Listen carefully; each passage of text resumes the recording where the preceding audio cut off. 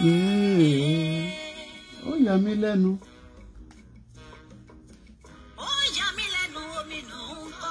Báwọn kan ṣe dá sí i tán ní kò kàn wọ́n. Ìdí táwọn àgbààgbà yìí tó kàn fi lè sòdodo. Ìjẹ́ ìmọ̀ pé táwọn ọmọ Yorùbá bá kú sílùú òyìnbó tó jẹ́ àwọn ọmọ olówó wá rú òkú wọn padà lọ sí Nàìjíríà, àmọ́ kí ló ṣe sí gbogbo ilẹ̀ Yorùbá gangan náà. Mo kúkú ti sọ pé gbogbo àwáyé má lọ́kàn sí irọ́ ló pa, gbogbo wa la máa kú. Ẹ káalẹ́ ẹ káàbọ̀, mo kí gbogbo ẹ̀yin tẹ́ tí ń gbórí wọlé lẹ́ẹ̀kọ̀ọ̀kan.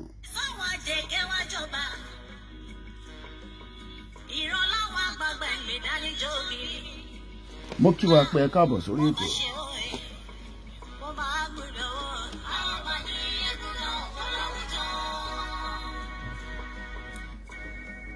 Mo kí Mùsùlùmí, mo kí Kristẹni, mo kí àwọn oníṣẹ̀ṣe, ẹ káàbọ̀ sórí ètò. Ìjẹ̀sìn kọ́ la gbé dání, àmísẹ́ ǹjẹ́ ọ̀nà tí a máa fi kúrò nínú ìlú tẹ́ ń pè Nàìjíríà, ǹjẹ́ PVC ń ṣiṣẹ́ báyìí?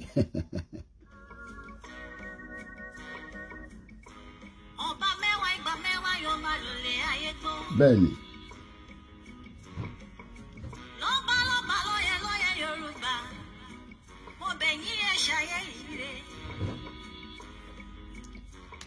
Ṣebí? My name is Olami KOIKIMEDIA. So good evening and welcome to the program. Ṣebí?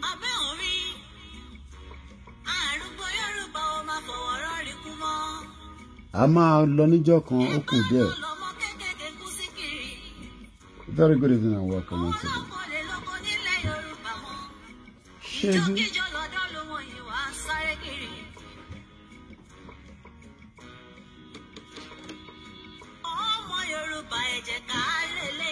A very good evening and welcome to the program. Mo kí yín mọ́mì wa Grace Senior JP. Àkópalẹ̀ mọ́ọ̀la. Ṣebí? Aago 11 ló ṣẹ̀fẹ̀ lù. A dúpẹ́ fún gbogbo àwọn tí ẹ̀mí wọn wà nínú Yorùbá Nation, àmọ́ wọ́n wo bí gbogbo ẹ̀ ṣe ń lọ pé níbo ló dé. Kò sódodo kan nínú Nàìjíríà.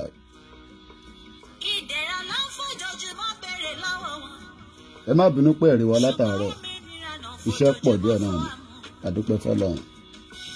Pam-pam, para-pa-pa-pam, pa-pa-pa-pa-pam, para-pa-pa-pa-pam. Ó ṣe àsìkò ti tó, ilé tó lọ o, omi ìran la fẹ́ o. Ó ṣe àsìkò ti tó, ilé tó lọ o, omi ìran. Mo kí mọ́mì wa Grace Senior.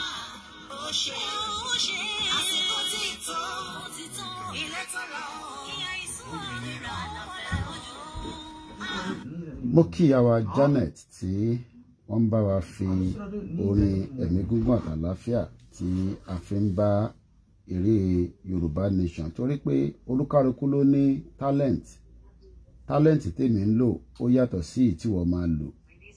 Bí wọ́n ti ṣe sọ ẹ̀já kọ́kọ́ gbọ́lé náà.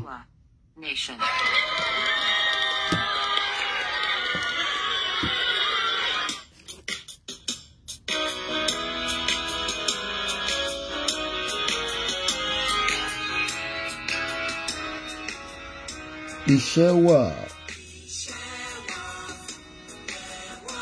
orílẹ̀-èdè kàgbéga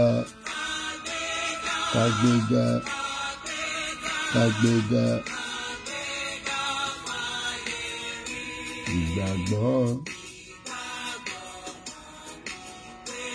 bàtí bẹ̀rù ká ṣiṣẹ́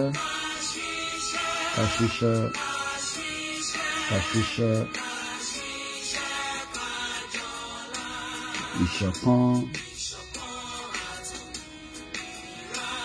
nìkẹ́jẹ́ tẹ̀síwájú ọ̀pọ̀ irun àtòhun ọmọ Oòduà bọ́ sí ipò. Ìwọ ni ìmọ́lẹ̀ ògo adúláwọ̀.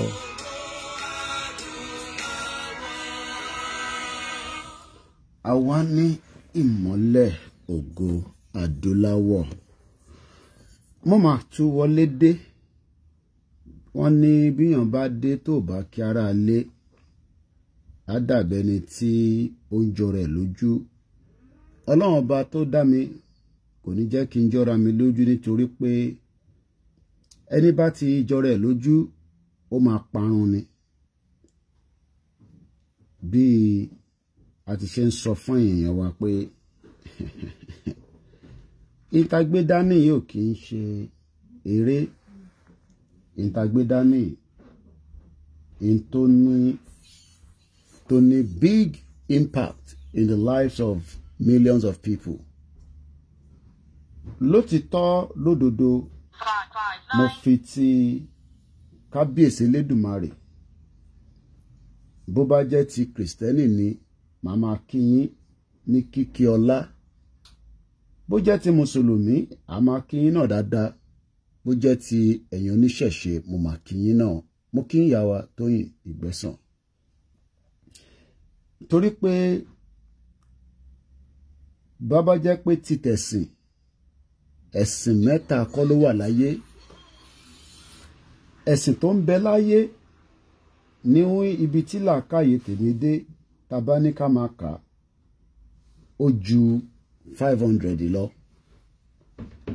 But olúkálukú ni Elédùmarè fún ní in tó jẹ́ ká máa lò láti máa fi ṣe kíni, láti fi ṣe ayé tọ̀dọ̀ tiwa náà. Ìwọ tó bá ń bú Kristẹni, a ní láti bú gbogbo wọn, nítorí pé understanding àwọn church tí wọ́n ń wá ìgbàlà. Ìgbàlà ń ṣe dìgbà tí o bá dé heaven. Ẹ tẹ̀ jẹ́ ká kọ́kọ́ wá ìgbàlà sílẹ̀ Yorùbá náà. Ẹ jẹ́ á kéde ìgbàlà kí a lè ní ayé ká fi gbé. Ẹ ń kéde ìgbàlà fún wa pé ká wá re ibi tí a ti máa pàdé Jésù Kristi. Àmọ́ ibi ilé ayé ta wà nú ẹ̀ yìí àìtẹ̀ tí rí ìgbàlà. Nítorí pé tó bá jẹ́ pé ìgbàlà wà nínú ilẹ̀ Yorùbá ni, gbogbo wa náà la máa rí. Mo kí ìyàwó tèmítèmí, my auntie Bímilékè, mo ń yọ́rúkọ pé gbogbo yín náà ni mò ń kí wà láìta láìsímọ̀ bí láìláìzílá hùwà. Bí ti ṣe ń kí ọkùnrin, mò ń kí ọmọdé, mo kí bàbá wa Táíwò. Ẹ rí pé mò ń pè ní different angle ni. Gbogbo platform náà ni mo ti wà on. Ó dà ń pò kù Kóìkì torí Instagram, ìyẹn náà máa gbórí wọlé, torí pé àrà tó bá ń wùn wá náà la lè máa dá pẹ̀lú technology. Ọlọ́run ló fún wa pé ká máa lò. Mo máa ń lọ bẹ́ẹ̀, mo fi sọ fún èèyàn ọmọ Yorùbá pé bí a ti ṣe ní ẹ̀mí Ọlọ́run tó, ilẹ̀ Yorùbá ò tí ì ní ẹ̀mí ìdáríjì. Torí pé tá bá rí jẹ́ pé a ní ẹ̀mí ìdáríjì, àwọn tó jẹ́ lówó tó jẹ́ gbòógì ilẹ̀ Yorùbá, ìyẹn tẹ máa rò pé àwọn náà ní kú mọ́ ni, àṣekú máa wọlé déńjọ́ kan, á kọ̀ rọra mú wọn lọ. Mo ò ní dárúkọ, bọ̀tẹ̀yìn tẹ bá ní làákàyè, ẹ máa fi ẹ̀mí bá lọ pé ojoojúmọ́ lèèyàn ń kú. Lára àwọn olówó ilẹ̀ Yorùbá kan dákẹ́ ní ìlú òyìnbó. Ẹ̀yin tẹ́ bá ní làákàyè, ẹ máa bá ń fi ẹ̀mí bá lọ. À ń fi ikú yọ̀yàn lóòótọ́. Òkú yẹn nísìn á gbé dugudugudugudugu, ó di Ìjẹ̀bú Òde àbíbí kan ní ọ̀nà ọbẹ̀, à lọ sin síbẹ̀. Ǹjẹ́ àwọn tẹ́ ronú pé ilẹ̀ tí wọ́n fẹ́ sin àwọn sí yẹn, ilẹ̀ yẹn ìdọ̀tí ni? Nítorí pé wọ́n ní lóòótọ́ bọ̀wọ̀ ronú ọjọ́ ọ̀la tèmi ronú sí nísìn. Èmi màá prefer pé ìjọ́ tí kú bá máa dé kó pa mí sínú Ìjẹ̀bú Òde kó dẹ̀ sin mí síbẹ̀. Àmọ́ ọmọ Yorùbá tó lówó tó ní connection á gba treatment nílùú òyìnbó, ọjọ́ tó bá dákẹ́ wá rù padà lọ sí Ìjẹ̀bú, wá rù padà lọ sóńdó, wá rù padà lọ sí gbogbo ibi tí ó ti máa di pé ilé ló lọ tarara, ilé ló lọ tarara, ilé àwa dáná rẹpẹtẹ, àwọn èèyàn káṣọwọ̀. Ṣé rí pé èèyàn la ṣe ń sọ fáwọn èèyàn pé ọ̀rọ̀ ẹ̀sìn ó yàtọ̀ sí táwa gbé dání. Mùsùlùmí tó ń pariwo pé ẹ̀sìn tiyín ló dáa jù, ó ń tán rẹ. Gbogbo tó ń lò pátá ní Nàìjíríà ọ̀dọ̀ àwọn ẹlẹ́bọ ló ti ń ṣe ní China. Òmùgọ̀ ẹ̀hàn pé òmùgọ̀ lèèyàn. Òmùgọ̀ ló ń sọ pé Ọlọ́run ní jẹ́ kóhun ṣe kinní kan pé òun ò ní báwọn ẹlẹ́bọ ṣe, torí pé lọ́kàn rẹ̀ ẹlẹ́bọ làwa. Gbogbo tó ń lò pátá kò mọ bí factory tó ti ń ṣe ní China. China kẹ̀rẹ́ ò kì í ṣe mùsùlùmí. Ẹ rí pé ọ̀rọ̀ yẹn gẹ́ta síbi. Ìdí ta ṣe ń sọ fún yín pé má jàjà ẹ̀sìn kó má bàa kọ́ rẹ ní kó. Mo kí ìyàwó Elizabeth Adesanya, mo kí sísítà mi àǹtí mi tèmítèmí, mo kí wà pẹ̀lú ẹ̀wà, bó wà lórí program màá kí, bó sì lórí program màá kí, òun àti Yèyé Oge. Àwọn méjì tó jẹ mí lógún nínú orúkọ Yorùbá nìyẹn. Ìkan jẹ́ Yèyé Oge, ìkan jẹ́ wà pẹ̀lú ẹ̀wà. Mo kí bàbá Ọláwálé, mo kí Official. Ẹ rí pé ẹ̀rí mi látàárọ̀ èmi náà ní tèmi náà ń dì pẹ̀lú. Kò sẹ́ni tó wà láyé tí kò ní kankan tó ń dùn lọ́kàn tóun náà ń rò pé yẹ kó lọ báyìí. Mo ń wá àwọn ìrìn àjò mi ní 2019 ká tó bẹ̀rẹ̀ Yorùbá Nation. Mo ní Ọlọ́run má tóbi lọ́ba o, èmi tí mo ní plan bí mo ṣe fi máa ṣe nǹkan, bí gbówó máa ṣe wọlé. Ìwọ náà bí wọn náà ṣe ní plan, èmi náà ní plan. Àbó mọ̀ ni mo wá ń wo àwọn fídíò. Ẹ rí pé lánàá mo post so many of my videos nígbà tí mo rìnrìn àjò lọ sí Turkey. Àwọn ọmọ wa tó ń bá wa ṣiṣẹ́ Nàìjíríà, gbogbo àwọn iṣẹ́ tá à ń gbà tẹ́lẹ̀ àríṣẹ́ yẹn gbà mọ́ nígbà tó di pé èpè ni mò ń ṣe fún Nàìjíríà lójoojúmọ́. Ṣé ìlú tí mò ń ṣe pé fún ṣáwọn èèyàn tó gbéṣẹ́ fún Koiki Media pé ìwọ bọ̀bọ́ yìí, ìwọ tó ń fi èpè ránṣẹ́ sí Nàìjíríà, gbogbo àwọn program tá a ṣe ní Nàìjíríà káwọn kan tó mọ̀ wá, àwọn tó ti mọ̀ wá. Kódà mo rí ìtẹ́mi àti sísítà mi Àbíkẹ́ Dábírí tí mo ṣe pẹ̀lú wọn ní London nígbà tọmọ kan tí ó fẹ́ ṣe art show àbí nǹkan kan ló ṣàfẹ́ṣe tọ́nà pè mí pé Kóìkì àwọn tí ń gbọ́wọ̀n ǹjẹ́ ó lè fún wa ní coverage, torí pé tí wọ́n bá ti lè sọ̀rọ̀ gbogbo àwọn tó wà ní UK máa gbọ́ àtàwọn tó wà ní ìlú òyìnbó. Ìyàtọ̀ tó kọ̀ wà níbẹ̀ ni pé ìyàtọ̀ tó kọ̀ wà níbẹ̀ òun ni pé in tá à ń ṣe ẹṣẹ́ gan ni Dizzy 123 wọ́n ní we appreciate your contribution. Èmi máa ti gba kámù, bí ìbá gba kámù màá ṣáà gba kodoro. Bí àṣà mo ṣẹ̀wò Yèyé dára tán ni èyí tí ìyá jagbajantis yẹn àṣìǹbọ̀ lọ́dọ̀ ìyá yẹn. Gbogbo program lẹ ti gbọ́ lọ́sàn-án, èmi náà wà pẹ̀lú wọn. Yorùbá Wuyì ìyá dáadáa, mo ti gbọ́ Lady K. But ẹ mọ̀ pé tèmi angle mi under international relationship lèmi fẹ́ gbé yín lọ. Ìgbéwò ní ṣe Yorùbá Nation mọ́, àsọdọ̀nà ọ̀rọ̀ nìyẹn. Èmi mo ṣe bẹ́ẹ̀. Mo ń dára ni. Àwọn ará ilé mi wò pé èwo ni bàbá yìí tó ń ṣe báyìí.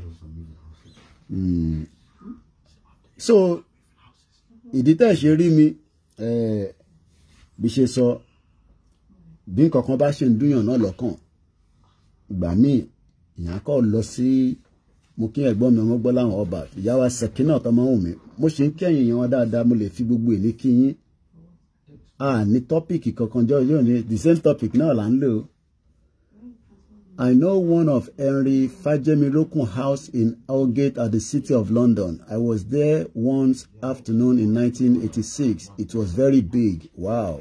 Henry Fajemirokun. Náà kí mo gbórúkọ yẹn náà rí. Ọ̀pọ̀ bí àwọn olówó Yorùbá pọ̀ gan lábẹ́ ẹ̀ṣẹ̀ wọ́n gbádùn London yìí tó. Bí a torí London tí lọ máa ń mú ni. kò tẹ̀ yé mi. Ayọ̀mí Kúndámíjù èèyàn ńlá wọ́n tẹ̀ ń sọ̀rọ̀ Tinubu náà ní Chicago lórí rédíò kan yẹn sẹ́ndẹ̀ sí mi. Mo kúkú sọ pé mo hate Tinubu, mo bá kan náà àwọn olólùfẹ́ Koiki Media tí bá ní olólùfẹ́ kò dìgbà tí a bá náà fẹ́ra wa, mo ti níyàwó, mo ti lọ́mọ, ọwọ́ mi ti kún dáadáa. Bí bá tún ní mo fẹ́ àdìmọ̀ wàhálà ni èyí tí mo ní ẹ bá ń fàdúrà ràn wọ́n lọ́wọ́ kọ́lọ́njẹ́ lè tọ́jú wọn. Mo wá ń wo gbogbo ìrìn àjò mi ní 2019 mo á tún bíra mi pé Ọlọ́run máa tóbi lọ́ba ọ̀ tó bá sọ pé mi ni máa jókòó pé àtẹ̀tíwá move torí àti travel ó difficult. Number 1 kò tẹ̀ sówó ta fífi máa rìn káàkiri. Number 3 tálámọ̀ tí ó wà lẹ́yìn odi àbí nínú ilé tó jẹ́ pé ti Koiki ló ń ṣọ́ pé ṣé ìwọ lẹ́nu ẹ gbọ́rọ̀ ìwọ lágbẹnusọ Ìgbòho.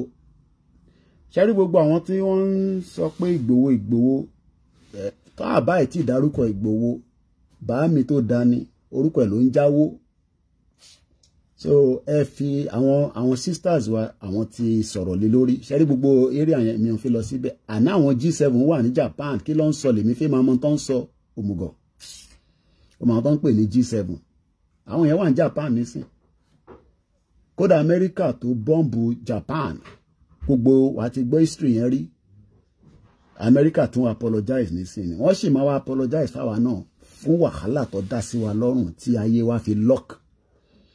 Ṣé ẹyẹ wá rẹ̀ yẹn oníṣẹ̀ṣe kò síbi tí a fètì sí nǹkan wa ní Elédùmarè ló fún wa. Ẹ má wá jẹ́ kí ó jẹ́ pé àwa àti àwọn mùsùlùmí àti kìrìsìtẹ́nì la máa bára wa jà, kò necessary. Ìta lè máa fi dára wa lẹ́kọ̀ọ́ pọ̀ rẹpẹtẹ but n tí mo rí ń bẹ̀ ni pé a ti fi priority tí ó wà nílẹ̀ àwa ń takora wa.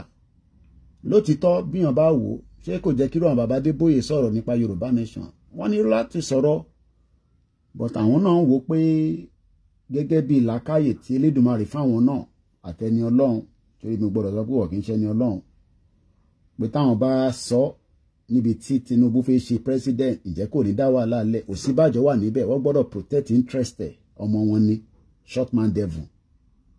So pé bàbá Adébóyè ò mọ̀ pa Yorùbá nation ẹ̀tùtù ẹ̀dànù ọmọ Yorùbá gidi ni wọ́n ṣé ìyá àdúrà White Garment Church wọ́n mọ̀ nípa ẹ̀ but yeah, Hiroshima in Japan was bombed by America. Joe Biden wà bẹ́ẹ̀ nísìn ó ti lé rift àbí ṣé rift ló ń pa àbí ẹ̀yin ọmọ ìgbóyìnbó dáadáa ẹ bá mi kọ́ síbẹ̀.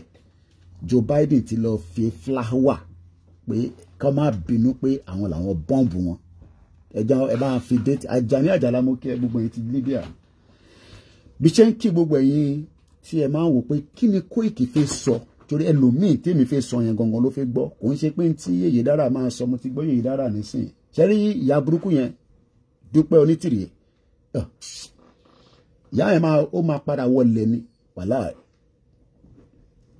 ọ̀rọ̀ ẹ̀kọ́ mo fẹ́ sọ nísìn a máa sọ mọ́rọ̀ ni àwọn kan tí ní ká má sọ̀rọ̀ ẹ̀ mọ́ ẹ̀rí pé mo máa yọ lẹ́ẹ̀kan kan ni but born bastard nìyá yẹn gbogbo ẹni mo fi sọ mo ní tó bá dárúkọ mi tó ṣe program lọ́dọ̀ ṣó yẹ kó rí bẹ́ẹ̀ mo rí ṣó yẹ kó rí bẹ́ẹ̀ lọ́dọ̀ Wo TV illiterate ìyá tẹ̀ máa sọ̀rọ̀ àmà àròpọ̀ òní làákàyè ẹ̀kọ́ tẹ̀kẹ́ sẹ́ndẹ̀ sí bloody illiterate gbogbo wọn pátápátá so ọ̀sìn nínú standard mi àwọn ṣó yẹ kó rí bẹ́ẹ̀ tó mọ̀ tó ń lọ ní Japan ló ń sọ̀rọ̀ Yorùbá nation à ń sọ̀rọ̀ àwọn ìlú tó jẹ́ pé kí la lè bá wọn sọ kí la lè ṣe ta lè tó dùn wọn ní strangle ní Nàìjíríà ní anything tó máa fi gbọ́n kan tá à ń sọ yeah rate wọ́n lè rate lay down for remembrance ní Nagasaki àwọn ará Japan ti wà lẹ́wọ́ àárọ̀ báyìí ìlú dáadáa kọ́ ló ń jẹ́ kí èmi náà lè débẹ̀ kí n tẹ̀ ní correspondent kan tó máa bá mi ṣiṣẹ́ níbẹ̀ tá máa bá mi ṣòwò ìyẹn àwọn yẹn tún dájú UK lọ ní technology àwọn kan ní mo máa ń béèrè owó náà wo BBC láàárọ̀ yìí nísìn back and forth lọ́n wọnú Japan lọ́n jáde lọ́n broadcast live láti bẹ̀ gbogbo CNN gbogbo wọn ṣé o rò pé kò wùn mí náà bẹ́ẹ̀ ni pé kí Yorùbá nation bí àwọn G7 yẹn ṣe ń lọ bá ṣe náà ṣe Yorùbá nation ó yẹ ká ní media tó máa tẹ̀lé wọn lọ lẹ́yìn wọ́n lè má jẹ́ ká wọlé síbi tó wà but ní within the society níbẹ̀ a máa sọ Yorùbá nation mo kí gbogbo àwọn Yorùbá one voice wọ́n pọ̀ ní Japan yẹn but ọ̀pọ̀ mo kí ìyàwó táwa kálí tù so a lot of mo kí ìyà tó bí mi lọ́mọ mo ti rí lógo ẹ̀ but mo mọ̀ ká gbórí wọlé láìpẹ́ láì jìnnà so kí ni mo fẹ́ fàyọ ń bẹ̀ ni pé ṣe rí ẹ̀sìn mẹ́tẹ̀ẹ̀ta tó wà nílẹ̀ Yorùbá ẹ má para yín kẹ má fúnra yín láti attack ọ̀rọ̀ ẹ̀sìn kan ló wà nílẹ̀ nísìn àní wọ́n ti hold ayé wa sí strangle Hiroshima and Nagasaki in Japan August 4th 1945 yẹn wọ́n ti fáwọn ní declaration àbí amalgamation ní 1914 ẹ bá mi yọ 1945 kúrò ní 1914 ìyẹn ara lè mẹ̀jẹ́ ní bá mú mi báyìí tí mò ń ṣe ikọ̀ mo kí gbogbo mọ̀lẹ́bí mi pátápátá nílé lóko mo kí àwọn tàjọ lọ sí school during the Second World War ṣé Third World War máa wà World War 3 èmi ò lè sọ because in tí mò ń gbọ́ ní G7 lénìí mo rò pé ṣé ẹ kó rí bẹ́ẹ̀ understand tó ń lọ lọ́wọ́lọ́wọ́ àtàwọn ìjìlá tí Black Lion àbí Black Devil dẹ̀ ló pé rẹ̀ lẹ́ẹ̀kan sí mo kí ìyá tó bí mi lọ́mọ ní ọjọ́ tó gbé orí mi wá sáyé torí pé tó bá yẹ pé àwọn ìyá burúkú ni a ti ṣàn mí dànù ó yẹ yín ẹ ṣáà mọ bó ṣe ń lọ àwọn ìyá kan wà bó bá ṣe ń bí àwọn ọmọ yẹn báyìí wọ́n yọ dànù ni sọ̀rọ̀ èmi ò ní wá sáyé 31 years Mr. Clement àwọn yẹn máa ń fún mi lówó ní gbogbo ìgbà a máa ṣe fundraising kékeré kan emergency ni bọ̀ máa jẹ́ kẹ́ mọ̀ fún my own personal need but tó bá máa fi di ìjọ́ Tuesday la máa mọ̀ torí pé bí ṣe sọ tí èèyàn bá ní nǹkan tó bá ń dùnyàn lọ́kàn tó bá sọ síta kẹ́yìn náà máa ní Koiki wọ́n náà bá dẹ̀ wá sọ̀rọ̀ ó bá máa kó dé stage jẹ́ níbi tí wọ́n dé ìyẹn ò ní pé ká má fún ẹ̀ but níjọ́ Tuesday ó pẹ́ jù nìyẹn tí a bá máa ṣe emergency fundraising yẹn for my own personal need tèmi ní nísìnyí o torí pé bí ṣe sọ tẹ́lẹ̀ àwọn òyìnbó tí mo lọ bá ṣiṣẹ́ ní 2019 lórí cinema project kan tá lọ ṣe ó lè tó wọlé fún mi but a dúpẹ́ pé láti ìgbà tí a ti gbé Yorùbá nation dání òkìkí wa kàn látara bàbá wa olóyè Sunday Ìgbòho ṣà ìmọ́lẹ̀ Yorùbá 31 years between 1914 and 1945 l'Amẹ́ríkà bọ́ǹbù Japan lẹ́ni bí ṣe ń bá yín sọ̀rọ̀ ó ti dànù nísìn because Japan wà ahead of us ẹ jẹ́ kí n wo time ní Japan nísìn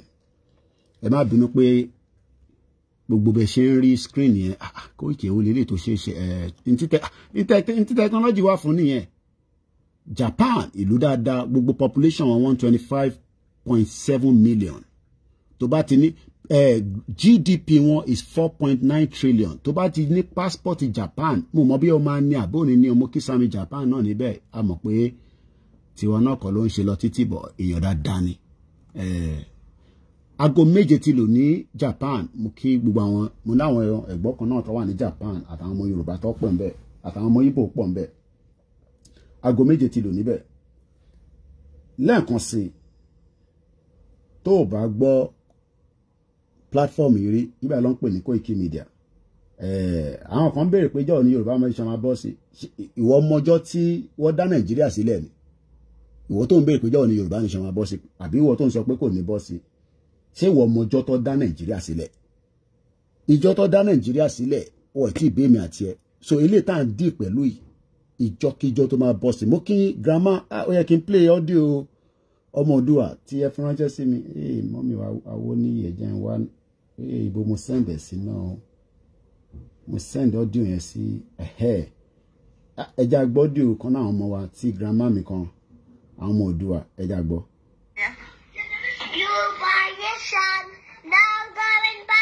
kọ́lọ́ wọn jẹ́ kí a máa tètè gba Yorùbá nation kí ló àwọn ọmọ yìí wá dé ní age 20 age 30 èmi àti wà ní 70 plus àwọn àwọn grandma náà lọ́n jẹ́ kẹ́mi gùn fún wa ẹ̀ ti wà ní 100 and something ìró àwọn ilé àti wa máa bá wa níbi tá a ti ń ṣe Yorùbá nation no going back àti gba Yorùbá nation ẹja gbọ́n tí kan náà ọmọ grandma má bínú mo gbọ́dọ̀ play ohun ọmọ wa yìí dáadáa ohun ẹ̀ dùn mọ́ mi létí ẹja gbọ́hùn yẹn. Yorùbá nation no going back.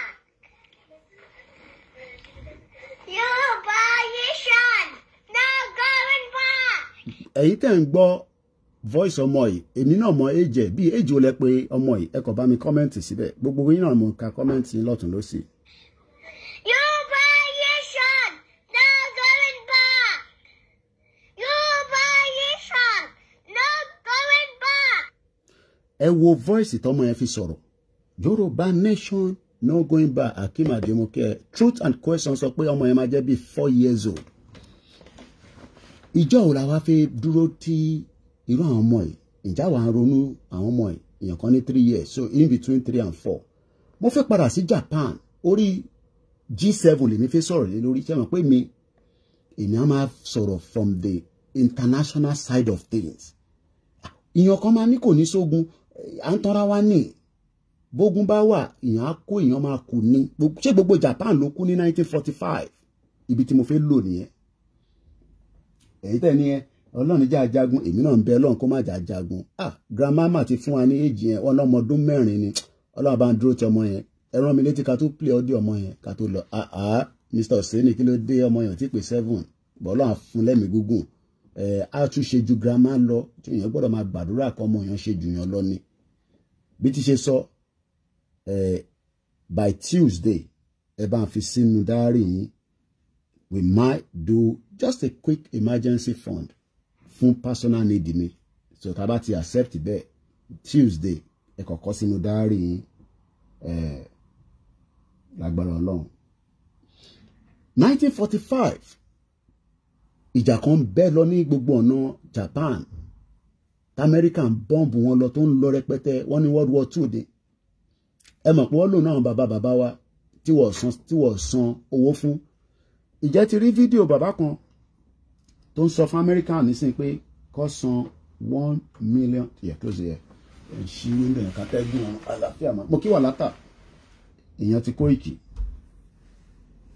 ṣe rántí pé 1945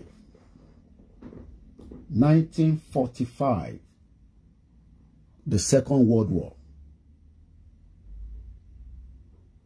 bọ̀lẹ́ni Japan ti dìde padà ta ló lè imagine pé Japan tí ó bá Amẹ́ríkà jà tí ìjà ń lọ rẹpẹtẹ ta ló lè sọ pé $3 million ni wọ́n ní kíyàn kankan kọ́ sọ fún gbogbo ẹrú tó lò nítorí àwọn Nigerians àwọn bàbá wa wọ́n lò wọ́n fi jà wọn ìjà kan ṣé ń gbọ́ mi dáadáa ní tẹ́wà lórí Kóìkì because airpod mi mò ń lò mo mọ̀ bí a kì í release ẹ̀ kì í yọ nísìn so that ẹ̀kọ́ ẹ̀ mo mọ̀ bí airpod yẹn ṣe máa láàsì sí ìtẹ̀mọ́ ibi tó wà gbọ̀nsẹ̀ gadget ti pọ̀ jù lọ́n kó ṣàánú wa but tẹ́ bá ṣe ń gbọ́ mi for now ayọ̀míkún ṣé ń gbọ́ mi dáadáa please. mo kí gbogbo àwọn Koiki Media team tẹ́ bá ń gbọ́ Koiki níbí Koiki lọ́n Koiki Media kò ń ṣe mi ẹja gbọ́lẹ̀. Nonsense, homelessness and all this other garbage y'all talk about, police violence and all this stuff, don't nobody care about that. Don't nobody real care about that. We care about our reparations. And we nísùrù bàbá nísùrù ariwo tó ń pa yẹn nísùrù mo ń bọ̀. arákùnrin tẹ́ fẹ́ gbọ́ yìí mo mọ̀ bí tó ti ń sọ̀rọ̀ yìí bí Amẹ́ríkà ni bí Europe ni ó ṣàn sọ pé mo mọ̀ọ́mọ̀ lo òyìnbó mo máa ń sọ pé mom sí mi doesn't like me to be using the word ó ti yẹn mo tún fẹ́ pè lédè yẹn so tàbá ní ká ṣàyàn gbé fún òyìnbó padà sí English mom sí mi tó bá ń gbọ́ broadcast mi tó bá ti gbọ́ máa ń pè mí pé àwọn ti wọ́n mi pé kí yẹn máa sọ pé àwọn oyè yín pé mo lè máa sọ pé àwọn òyìnbó but kí yẹn máa pè wọ́n ní orúkọ Gẹ̀ẹ́sì yẹn she doesn't like it at all mo dẹ̀ nífẹ̀ẹ́ ìyá mi gan so tó bá mi sọ̀rọ̀ máa ń gbọ́ mo mọ̀ bí tárákùnrin ti ń sọ̀rọ̀ ẹ tó bá dẹ̀ fi pé Kóìkì bí alálẹ̀ náà ni ká máa bẹ̀rẹ̀ sí ṣe ìrànlọ́wọ́ yẹn kó má lọ létí jù kò matter but like I said my own personal need èyí tí n bá jáde sí n bá sọ wọn Kóìkì bá dẹ̀ ti sọ fún wa náà kò ń ṣe bí irúwọ níbi tó sọ̀rọ̀ Yorùbá Nation Day òkè Amẹ́ríkà ló ti sọ ṣé gan Mr. Fab Waris Jinadu òun mọ̀ nípa trade mo fẹ́ ká fi ẹ̀mí wa lọ sí Japan because Joe Biden ò ti kúrò níbẹ̀ àbó ti kúrò mo ṣàwọn pé Joe Biden máa padà wálé before Sunday torí debt tó wà l'Amẹ́ríkà òun ló ń lọ lọ́nkàn yẹn in tí mo fẹ́ kí ó wà lẹ́mìí wa ni pé kí ló lè mú Japan tún dìde padà kí ló lè mú Amẹ́ríkà tó tún ní relationship pẹ̀lú Japan ṣe rò pé Amẹ́ríkà ò ní relationship pẹ̀lú Yorùbá Nation kò ní pẹ̀lú Biafra wọ́n máa ní but a máa dé stage kan. Dr. Benjamin, did you see Simon Ekpa respond to the Britain first guy? Mo ti rí Dr. Benjamin bá ń share ẹ lè send ẹ sínú info@koikimedia Musa Kalam. Èmi náà máa ń gbìyànjú kí n rí gbogbo tó ń lọ bọ̀ tẹ́mọ̀, not everything náà la máa rí. Ẹ bá mi share pẹ̀lú yín. Ní sùúrù bàbá ẹ̀. Ṣé rí oko ẹrú tó fi wá jẹ? Mo kí ń yàwá Ọmọ́tókè Maria Ṣódẹ́rù Sàká. Gbogbo àwọn tí bá wá ń kí bẹ́ẹ̀ yẹn tọ̀wọ̀tọ̀wọ̀ ni mo fi ń kí yín. Mo ń try láti catch up pẹ̀lú àwọn comment yẹn tí ń pọ̀ gan. Ẹ̀gbọ́n mi ọmọgbọ́n láwọn ní all the colonized countries by British contributed by sending manpower and military. Ìyẹn nìkan lẹ́ ń sọ ní ìjàmọ̀ye crude oil tó kó jáde nínú ọ̀dọ̀ wa tó fi ja ogun yẹn, because any war you need a crude oil. Gani ní during the time Korea is fighting for their independence in August 1945, but that bomb that caused the Korea independence. Okay. Ẹ̀yin tẹ́ bá ní knowledge ní sùúrù bàbá yìí. Mo fẹ́ kẹ́mi wá wà ní Japan lálẹ́ yìí. Mo sọ lẹ́ǹkan pé GRP ní GRP mo fẹ́ sọ di Gbọ́láwọn àti Lagos governor yẹn. Ó ti gbogbo wọn ti lulẹ̀ bẹ́mbẹ́m. PVC òṣìṣẹ́ mọ́ báyìí, ìjà ló fẹ́ dì báyìí nísìn. Mo kí Mr. Isiaka Adéyẹmí. Mo kí gbogbo ẹ̀yin olólùfẹ́ wa lọ́tún lọ́sì. Ẹ̀yin tèmi lórí Mixlr àbí mo gbàgbé ní láíláí àjọ lẹ̀pọ̀ ni. Wàláì alẹ̀pọ̀ mo jẹ́rìí bí gbogbo èèyàn bá sí ń bẹ̀ kò ń ṣe bí ti comrade plan B. Ó ní no light, no security, no road. All we have is greedy and injustice. Naija must fall to pieces. Mo jẹ́rìí ẹ̀. Èèyàn Koiki. Èmi náà ń wúra mi lórí TV mi báyìí. Èmi gan-an rò ká bí orí bí ṣe rí. Mo kí gbogbo ẹlẹ́ nǹkan sí. Ẹja ọgbọ́n tí màá sọ. Ó ní police violence. Bó ṣe ń violent àwa náà. I want our mind to be in Japan. So those of us that are thinking that Yoruba people will not be great, just put your mind in Japan. Then ìyá mi gbé mi lékè bọ̀bọ̀ Koiki tó dé tie black, white and suit. Ẹja gbélé mú bọ̀. Ó ní ọ̀rọ̀ ọlọ́pàá kọ́ ló wà ńlẹ̀, àní gbogbo gbèsè tẹ́ jẹ́ ẹ lu àwọn èèyàn fún ẹrú. Do you know how many of our great grandfather was working for British America, in West Indies for free? So ẹ̀gbọ́n tarakùnrin sọ. So ìjà tá ń jà is for the future. Ọmọ Bakago mo kí yín. Care about our reparations. Ó ní reparation kí ló ń pè bẹ́ẹ̀ òyìnbó yẹn ti pọ̀ jù. Wàrí Jìnàdù ní US debt is silent àbí ó ń sílẹ̀ dẹ́ni bẹ́ẹ̀ ni. Waris mo like Waris gan. Mo mọ̀ bí economics ló ṣe ni bí accountant. Ó máa ń lọ gbogbo láti jọ́ ta ti bẹ̀rẹ̀ Yorùbá nation kò dẹ̀ kúrò lẹ́yìn wa. So àwọn kan ti kúrò lẹ́yìn wa báyìí nísìn, but wọ́n lè má fi gbọ́ Koiki. Wọ́n wà lábẹ́ ètò yìí o. But àti comment wọ́n pè táwọn wá comment wọ́n ti mọ̀ pọ́ ti rí wọn lọ́dọ̀ ṣọ́ ẹ kórí bẹ̀rẹ̀ tó ti bú gbogbo wa. Even àwọn grandma kan ó yà mí lẹ́nu. Gbogbo àjọ wà ní one family. Ìyá onídọ̀tí dé. Ó náà gba country. Ó gba country táwọn G7 tẹ̀ mọ́ tó ń pè ní Yorùbá nation as a country. Kò ń ṣe pé wọ́n mọ Yorùbá people, but G7 ò mọ tó ń pè ní Yorùbá nation. Ṣẹ́rí wọ̀ tó wà lé ó mọ tó ń pè ní international relationship. Wọ́n náà ti gba country. G7 wà ní Japan nísìn. Tó bá yẹ pa ti bẹ̀rẹ̀ sí para wa ta ti ń bọ́ǹbù ara wa nísàlẹ̀. Ṣé o mọ̀ pé gbogbo G7 yẹn wọ́n ní rí kankan ṣe Nàìjíríà? Àbọ̀ mọ̀ pé wọ́n ní relationship pẹ̀lú Nàìjíríà. Bí sùúrù bọ̀bọ̀ yìí. Ṣé o mọ̀ pé G7 tó ń rí yẹn tá bá lọ́kẹ̀ pọn G7 ní Nàìjíríà kí yá lọ́ máa bá wa sọ sí tó wà nílẹ̀. Àwọn gangan ló ń pè ní super power, but wọ́n lè má lu ti Russia. Àwọn ọ̀dásẹ́jà tó ń lọ Russia fún ara rẹ̀ bá ba super power ni. Ìjà tó dẹ̀ ń lọ ní Ukraine yẹn nísìn pé kò ní fẹ́ tó World War 3 ó kù díẹ̀ ni, because wọ́n ti approve pé kí wọ́n train ní àwọn fighter jet. Ibi tó ṣe mi láti jókòó sórí program bíbá ní ẹjọ́ ibẹ̀ ló ti máa gbọ́ in tó ń lọ ní international kìíní kò fọ̀rọ̀ àṣírí tí ń ṣe ẹ̀kọ́ rí bẹ́ẹ̀ ń ṣe sílẹ̀. Ó lọ sọ́dọ̀ Wo TV. Ó rà pé gbogbo àwọn tó wo Wo TV ẹgbà tí mo lọ wo page yẹn ọ̀jú 34 lọ. Wọ́n kọ́ máa rẹ́rìn nígbà mi táwọn yẹn ó wá padà sórí program ẹ̀ wọ́n wá hélẹ̀ ó ti lọ bú bàbá Akíntóyè níbẹ̀ ó ti lọ bú Ìgbòho níbẹ̀ òmùgọ̀. They are just bloody, what you came up with illiterate because you may not think about French. They are just nonentical. They don't understand anything.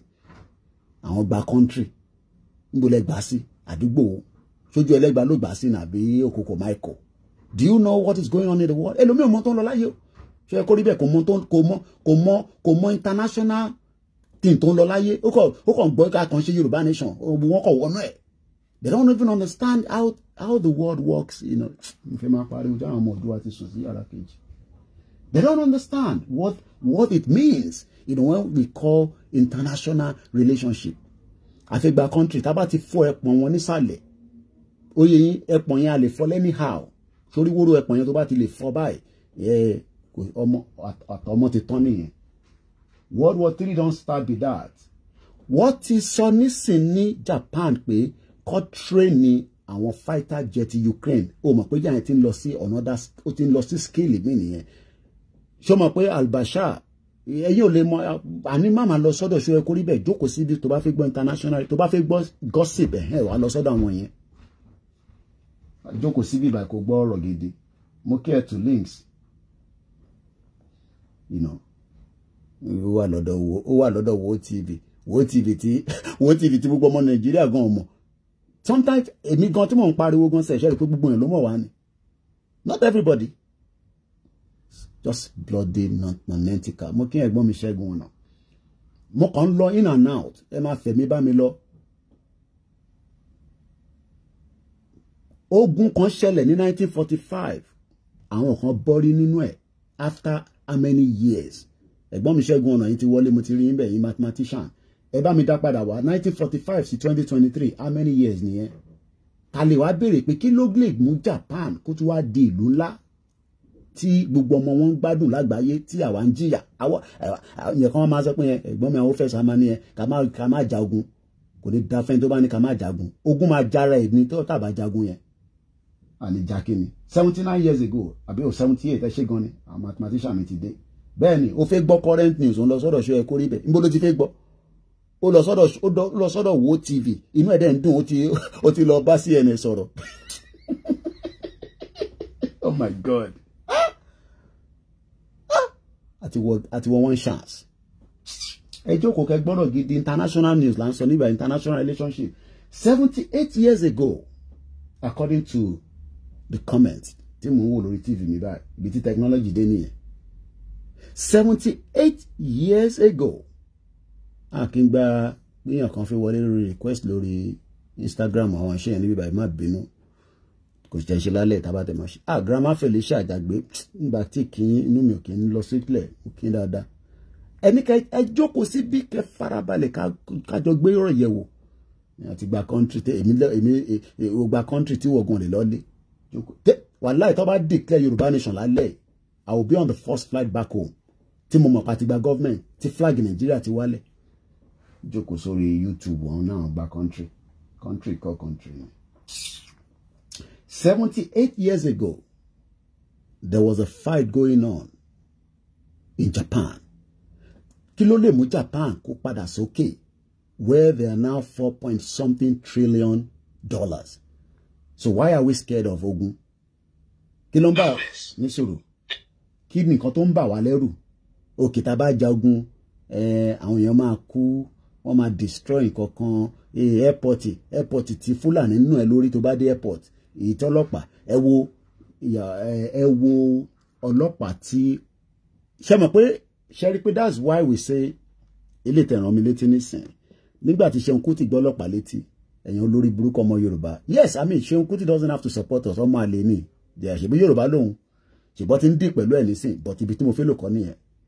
Èmi ò bá expect pé kó gbọ́ ọlọ́pàá yẹn kó jù sínú omi kí wọ́ọ̀ bẹ̀rẹ̀ ní Nàìjíríà. Tó bá jẹ́ pé ọlọ́pàá yẹn fi mọ́tò ó fi gbá family Ṣeun Kútì ó ti sínú omi, a máa sọ pé RIP fún Ṣeun Kútì, a bomb bastard. Ṣé wá rí pé the other guy tí ọlọ́pàá fọ́ kóńdómọ́ lórí, ṣé mọ̀ pé ńgbà tá bẹ̀rẹ̀ sí ń sọ̀rọ̀ bọ̀bọ́ yẹn kò sẹ́ni kankan tó mọ̀ pa Hausa lọ́mọ yẹn. Ṣé mọ̀ pé a kò sọ̀rọ̀ out of humanity. Mọ́mí mi grandma Grace JP ṣé ń tẹ̀lé mi pẹ̀lú ọ̀rọ̀ tí mò ń sọ ìmú mi. Mo fẹ́ kẹ́ farabalẹ̀ kẹ́ gbọ́ ọ̀rọ̀ bíbà ká tó padà sí Japan. Ẹ̀mí lálẹ́ Japan ni kó wà.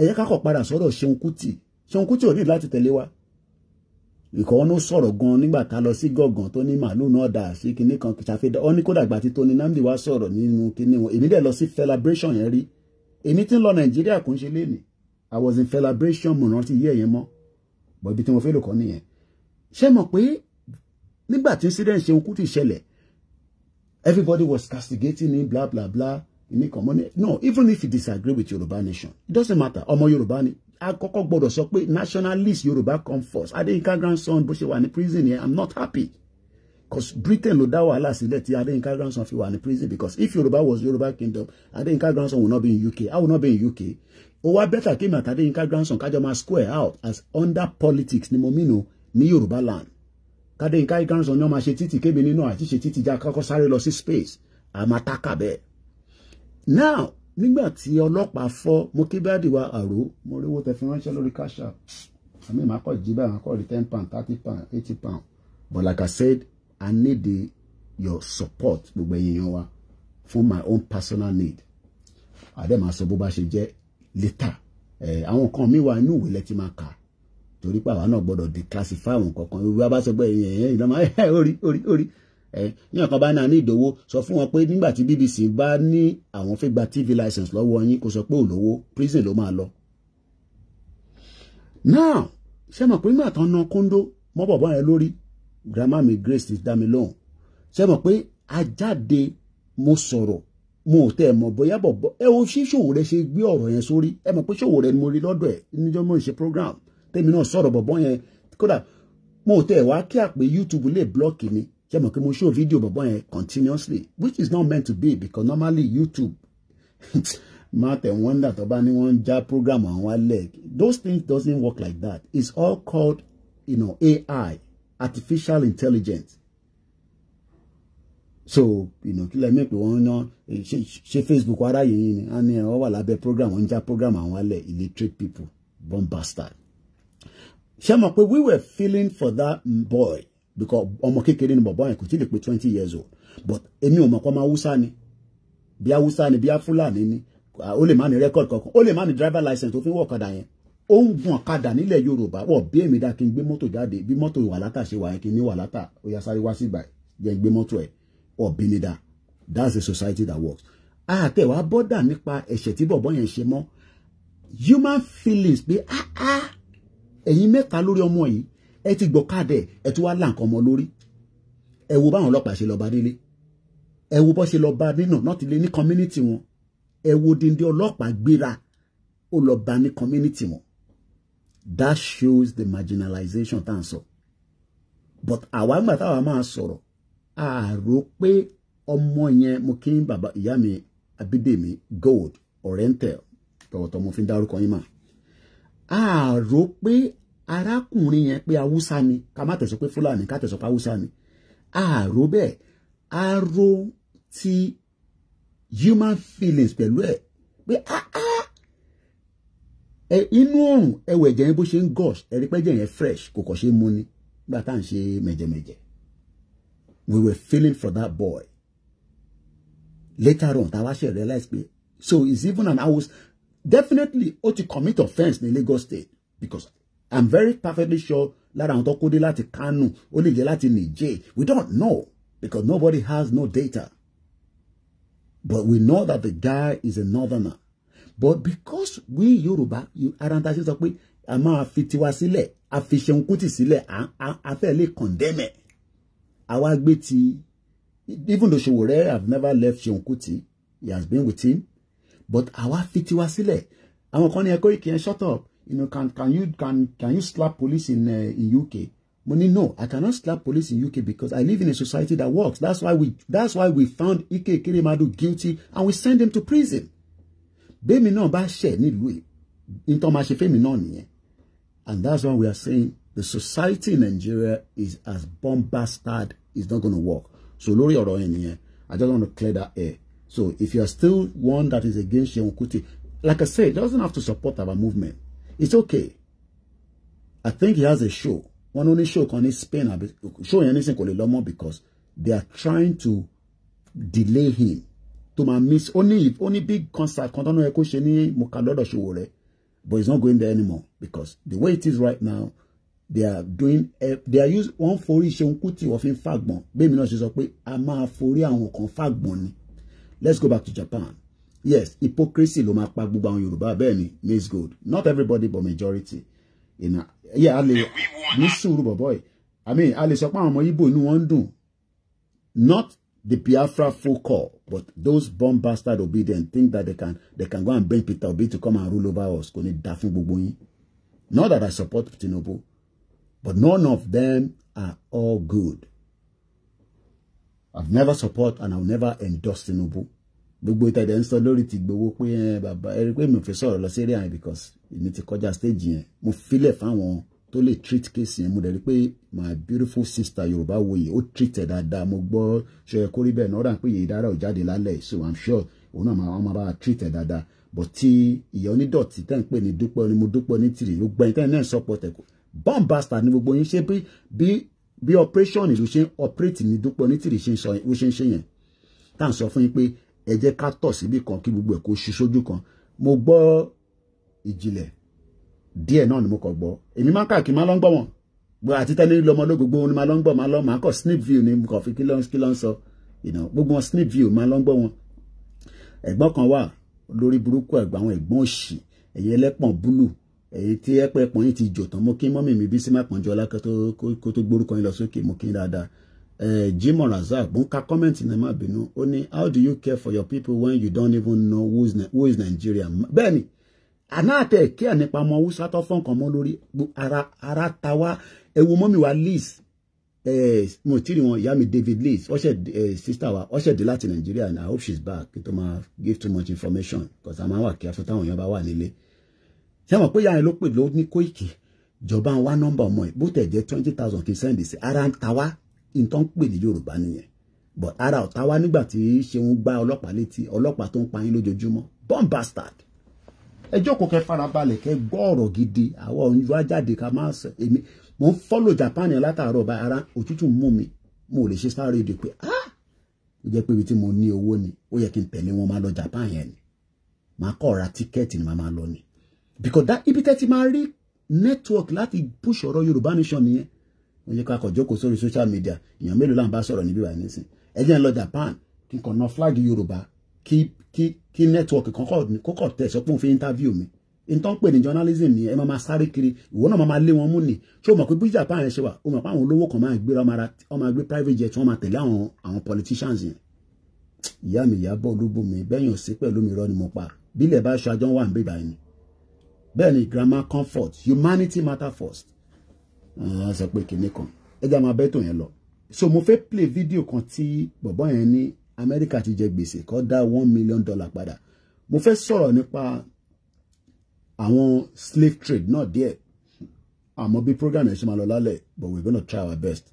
Mo kí ìyá wa Táwàkálítù Bọ́lá ẹja gbọ́ fídíò níbọ̀ audio lẹ́yìn máa fi gbọ́. Homelessness and all this other garbage y'all talk about, police violence and all this stuff, don't nobody care about that. Don't nobody real care about that. We care about our reparations. And we have to put white people on notice that we want our reparations. Mọ̀mísí mi ò fẹ́ kí mi máa lo òyìnbó W yẹn so òyìnbó ni mọ̀mísí máa fẹ́ kí n lò. So ó ń sọ pé àwọn òyìnbó láti sanwó fún wa padà. Ẹ lo gbogbo àwọn bàbá wa ẹ lò wọ́n tẹ̀ sanwó. Ẹ gbọ́dọ̀ san $1 million. Ẹ jagbọ́n tó sọ tán. Our foreparents and us, we didn't work for free and underpaid and all this nonsense, and the white folks get away with it. Wọ́n fi build gbogbo economy gbogbo àgbáyé. Àwọn ń sọ̀rọ̀ climate change nísìn. Wọ́n ń sọ̀rọ̀ kíni. Àwọn wá ń pera wọn ní G7. Ta ló sọ pé àwa Yorùbá náà lè wà lára G7? Ǹjẹ́ wọ́n ronú lọ bẹ́ẹ̀? Ǹjẹ́ wọ́n ti ronú pé Yorùbá náà gbọ́dọ̀ wà lára G7 yẹn? Tá bá dẹ̀ sí pẹ̀lú G7 ká lọ join Russia àbí káwa náà set up tiwa. Ìyá mi gbórí wọlé ìyá dáadáa lálùbáríkà di send signal sí pé lédè mo ti gbúrò yín lẹ́ni àlàáfíà lẹ́lẹ́wà ìyá tó ẹmọ èyí tó cost àwa ẹmọ èyí tó cost mọ̀ sí mi àbí mo wà tí mo sì ń fi lọ bẹ̀rẹ̀ ṣé mo wá tọrọ owó níbí báyìí ẹ̀yìn mo sọ pé emergency fundraising kan láti wáyé fún Koiki personal need níjọ́ ó pẹ́ jù Tuesday la máa ṣe ó pẹ́ jù ní ẹ bá mi fi sínú wàhálà olórí ẹbí nìyẹn bí bá pè lálẹ́ ní sọ ń padà bọ̀ bílẹ̀ ṣe ṣútó ètí bá ní wàhálà máa bọ̀ nílé mi nísinsìn ó máa gbé mọ́tò ó drive ju kí ló dálẹ̀ lọ èèyàn Koiki mo kí gbogbo yín àní tó bá fẹ́ gbọ́ international relationship news tó ń lọ bẹ́ẹ̀ ni trust and question ní òyìnbó must pay ṣe mọ̀ pé ní tábíọ́lá fẹ́ ṣe nìyẹn ṣekúṣẹyẹ tó ní òun máa make sure pé ó gba gbogbo owó yẹn padà mo sọ pé mo ní ọmọ wa kan sísítà mi náà ni máa ń pè ẹ̀wọ̀n obìnrin ni ó máa nífẹ̀ẹ́ mi kò ń ṣe bí ìfẹ́ pé ọkùnrin fẹ́ ó mọ̀ pé mo níyàwó àtọmọ òun náà dẹ̀ níyàwó lókè àdẹ̀ ń sọ̀rọ̀ àlùfàǹṣà tàbámbára wa sọ̀rọ̀ máa ń gbé sí spíkà ìyàwó mi máa ń gbọ́n tó ń sọ ó máa ń fa ọmọ ẹ̀ lówó gan tí bá pè ní sàn lè sẹ́yìn $1,000 ìwọ̀n àti àwọn sọ̀rọ̀ láàárọ̀ ẹ̀ mo á mú bá àwọn area kan ó tó jọ́ mẹ́ta tàbí sọ̀rọ̀ mo sọ fún pé ọmọ yẹn mo ní sọ state yẹn ó ní tó bá fóun ní local government kan àwọn 7 àwọn máa sọ di New York wàláì tàlà ìsúnmọ́ bí láìláì sí láhùwà yankí lọmọ yẹn wà mo ní sọ state tó wà ó ní àwọn 7 tó bá fáwọn ní local government kan nínú state àwọn mo ní sọ state ọmọ yẹn wà ó náà máa sọ di New York àwọn èèyàn dúró pé kí Yorùbá nation kó tètè bọ́ sí ni but kó tó bọ́ sí is a process yẹn là ń ṣe lọ́wọ́ nísìn process yẹn ni ká ràn bàbá Akíntóyè lọ́wọ́ kò ń ṣe kí Dúpẹ́ ní tìrì kan dé kó sọ fún wa pé òun ti gba country lórí òfurufú òun gbà lórí cloud ó gbé country sórí cloud parọ́ fún yín àbí ká máa listen sáwọn olóṣèlú tó yẹ pé wọ́n fi jẹ́ ká lọ àmọ́ pé gbogbo wọn náà Tinubu ló fẹ́ endorse àdẹ̀tí ní àṣìǹkan nígbà tí mi àti wa ń sọ̀rọ̀ we spoke at a lot of areas àwa sọ̀rọ̀ báyìí olùgbà mi 40 minutes mo wá ń sọ fún pé a lot of things movement is lọ ní Nàìjíríà ní sí number 1 the situation pẹ̀lú ọ̀rọ̀ Tinubu àwọn north wọ́n fi dàrú mo ní tó bá dẹ̀ dàrú Tinubu máa bá wọn jà kò sọgbọ́n ẹ̀ mo wá ní the only other option ni pé ṣe rí pé Sultan of Sokoto ti jáde bẹ́ẹ̀ ni is a mirage country from onídìrí the nonsense lady ìdùnnú ní káyé máa sọ̀rọ̀ ẹ̀ but a gbọ́dọ̀ máa sọ lẹ́ǹkankan breaking news New York is sinking má sink o níbo ló ń sink níbẹ̀ kẹ́ New York ẹ̀rí pé àwọn tájọ́ wà lórí program New York kí ló ṣẹlẹ̀ ní New York news. Study find New York under weight of its skyscraper. New York is sinking due to the weight of its skyscraper. Okay, it's a research. Okay, 6 hours ago, Lojade. City is sinking approximately 1 to 2. Ṣàdìpínlẹ̀ ní sọ ti sọ pé mo ti ka news níbí by 7 times nínú ọdún yìí pé mo ti fáwọn olówó The Guardian ẹ̀kọ́ jágbàjàgbà lọ. New York is sinking due to the weight of its skyscraper. New research found. City is sinking approximately 1 to 2 meters each year on average, worsening effect of sea level and rise of flooding threat. I mean, I don't know how far to prophecy can say pé America needs to be very careful for flood. We want our reparations, $3 million per person. Èmi tẹ́ sọ pé 1 million àti 3 million bàbá ẹ̀ sọ ó ní $3 million per person. Yes, very scary. You're right. Truth and question. That's why we need to prepare our own ground, our own area. There's just too many things. I thought Bobo is up with 1 million. I said 3 million. $3 million per person right here in this city. That's the only thing black people got to care about. Only that is the only thing the black people care about. Kila wa care about our Yoruba. Ṣé ẹ̀sìn yẹn la wa care about ni àbí the future of the Yoruba people, where we have been marginalized, we are not moving forward. So mati sister mi wá sọ̀rọ̀ tá ń jù síbi tí mo ń ta don fi ọ̀rọ̀ not everything náà máa share pẹ̀lú wa mo wá sọ pé Sultan of Sokoto ń give order pé inauguration Tinubu gbọ́dọ̀ bọ́ sí mo ní but in tó ń ṣe lẹ́yìn ọ̀tọ̀ ni but it's just playing into the gallery because ẹ mọ̀ pé òun ni olórí àwọn emir àwọn ní gbogbo north in tó bá dẹ̀ sọ lágbẹ́gẹ́ what they are doing is wọ́n fẹ́ fún Tinubu ní gbogbo ohun tó fẹ́ but wọ́n máa destabilize lókè àti ìsàlẹ̀ àti láàrin Tinubu náà dẹ̀ máa play wọn but tó bá rí ìgbésẹ̀ tí Tinubu fẹ́ gbé pé ó ń lọ in the direct because òun ní pé Tinubu have to bring back this conference and gbogbo tí Jonathan ṣe yẹn wọ́n á jẹ́ kó mọ̀ pé what they would do is wọ́n máa lock Tinubu láàrin méjì because Tinubu whatever is vision for Nigeria this vision, because vision Nigeria and Tinubu, don't come and tell me it's about Yoruba. Tinubu has no agenda for any Yoruba country, okay? But he has a vision for Nigeria.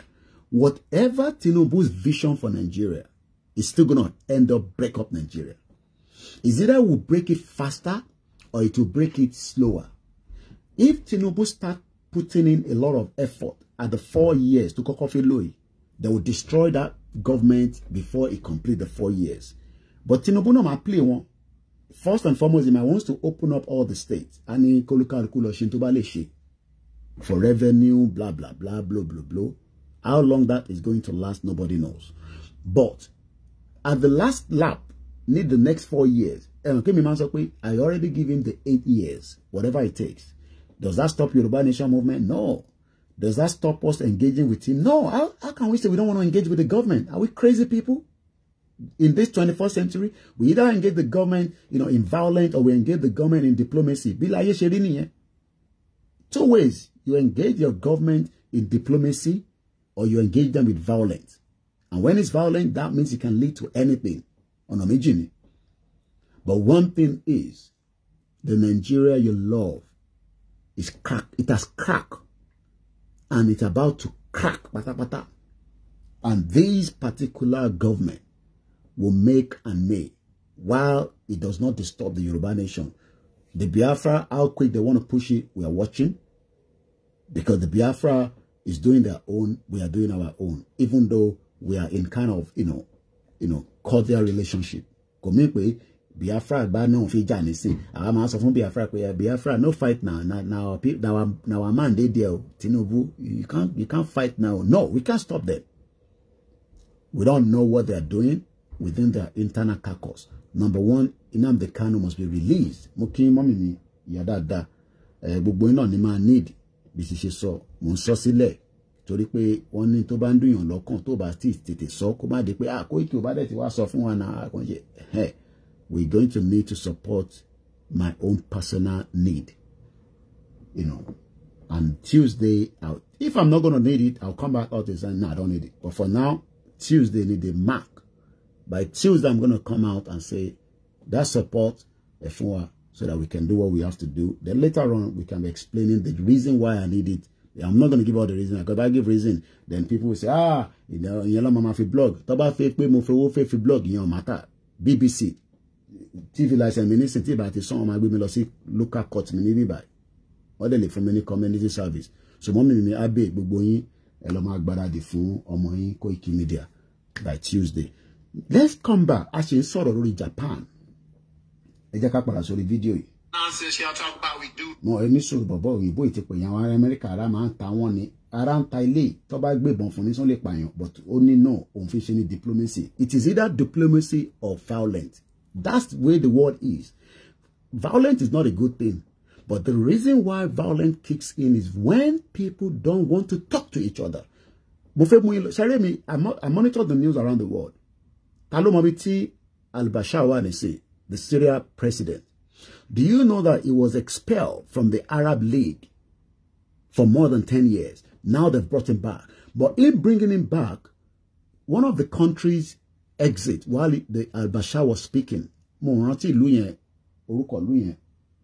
Ẹ̀jẹ̀ tó bá rántí, ẹ jẹ́ n gbé sórí Google again. Ta ló mọ̀ al-Bashar? Ta ló mọ̀ Syria? Al-Bashar. Very, very Russia. Kini ló fún ní support. Syria ni can type. Wọ́n kún Turkey bí eru. Syria Assad arrives in Saudi Arabia for the Arab League Summit. This is a person that have never been there for the last 10 years. They disagree with him. They believe that he's this and that. But today, it was admitted only after 12 years.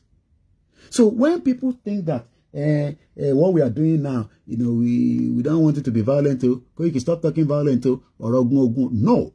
It does not mean that it has to be war, but let me just read this for us quickly. So you have an idea what I'm talking about, because some of you just go and listen to all these, fracas all over the social media. And when you come here, you don't listen. And to then Kokini, Patrick Wintoy is a diplomatic editor. Do you know how much this guy is getting from Guardian? Probably an average of 40,000 to 50,000 pounds a year. But àwa dúpẹ́ pé ìtawà náà gbé dání, you all, mo sọ fún nígbàgbọ́ orúkọ Koiki àtàwọn Koiki Media team. Mo kí mọ́mí wa Folly Crown àti Yusuf Ahmed, gbogbo náà ni mo kí. Let's listen to this. Let me pull it up a little bit. Bashar al-Assad tells Arab League he hopes his return marks a new era of peace. I want you to take note of that.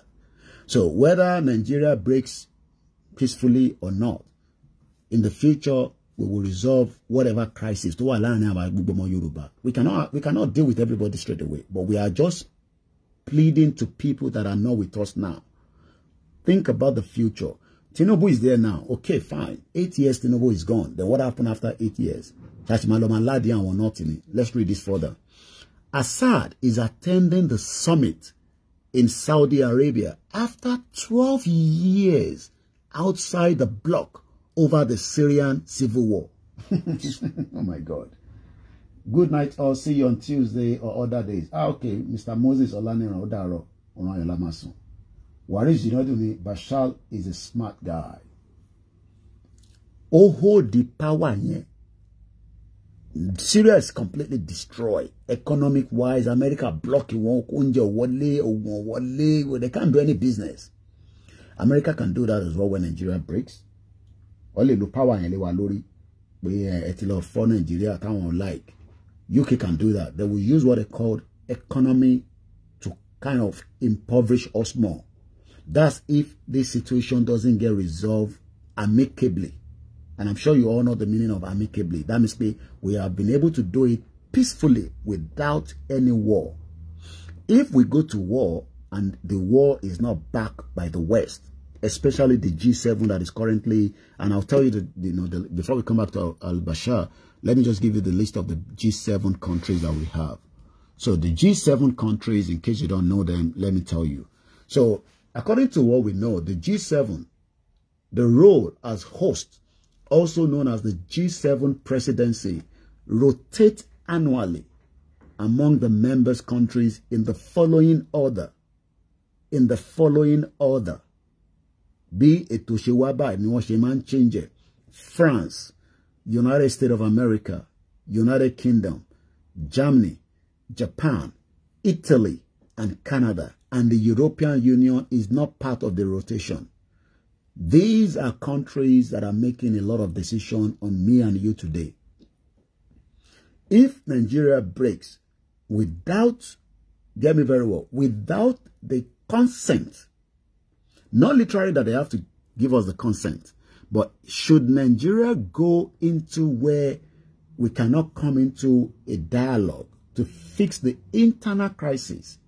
Because even the democracy that you're operating can lead to war. Because I can tell, look at the way these obedient, they think they are strong. Look at the way they're operating. We don't even know what they want to do. They can destroy this government of February. Kenny joke, Al-Bashar returned back to a summit in Saudi Arabia today. Well, it's now midnight here in London, so we are now there coming up to almost 20th. Sanction, US love doing that. But does that mean anything? No. Should we be scared of the G7? No. But we must engage them. How do we engage them? By now, I believe that we should have a representative traveling to Japan with this kind of event. We might not literally see them. You think seeing these people is easy. No. But you will be able to meet people around there, the journalists or those that are traveling there, and we can continue. We need to keep the dialogue table open. Whether Tinubu is there or not, we must open the channel of dialogue. Dialogue is the best solution to solve every problem. Violence only kicks in when the dialogue doesn't work. And that's why Syria went to a civil war with America. And they were also fighting their Arab brothers. So if you are saying that we are not going to fight and you want to have freedom, you will live forever in Nigeria and you will have to accept whatever goes on in Nigeria. It's as simple as that. But yeah, then we must accept. But if the other people are saying that they want to go, we cannot hold them to bondage. I'm talking about the Biafra. We must allow the Biafra to decide their own future without us stopping them. Let's read a little bit. 12 years after his country, these are the two major things happening simultaneously. While the G7 is happening, and you can see even Ukraine Prime Minister Zelensky is running in between. He was in Arab League, one invited her, and is also traveling quickly to meet the G7. But the G7 has approved that they will allow America to train their fighter jet. That means we should all be preparing for the World War III. It might not sound great to you, but it might happen. Because that means Zelensky is asking for more power to push into Russia. And that means Russia will unleash more havoc. They've been doing that already, but Russia is going to do more. So we should just put our mind that the war of Tangbelende is not that Nigeria is too big for some of us to bring it down. But we don't want to go through that route where we can be fighting for the next 10 years.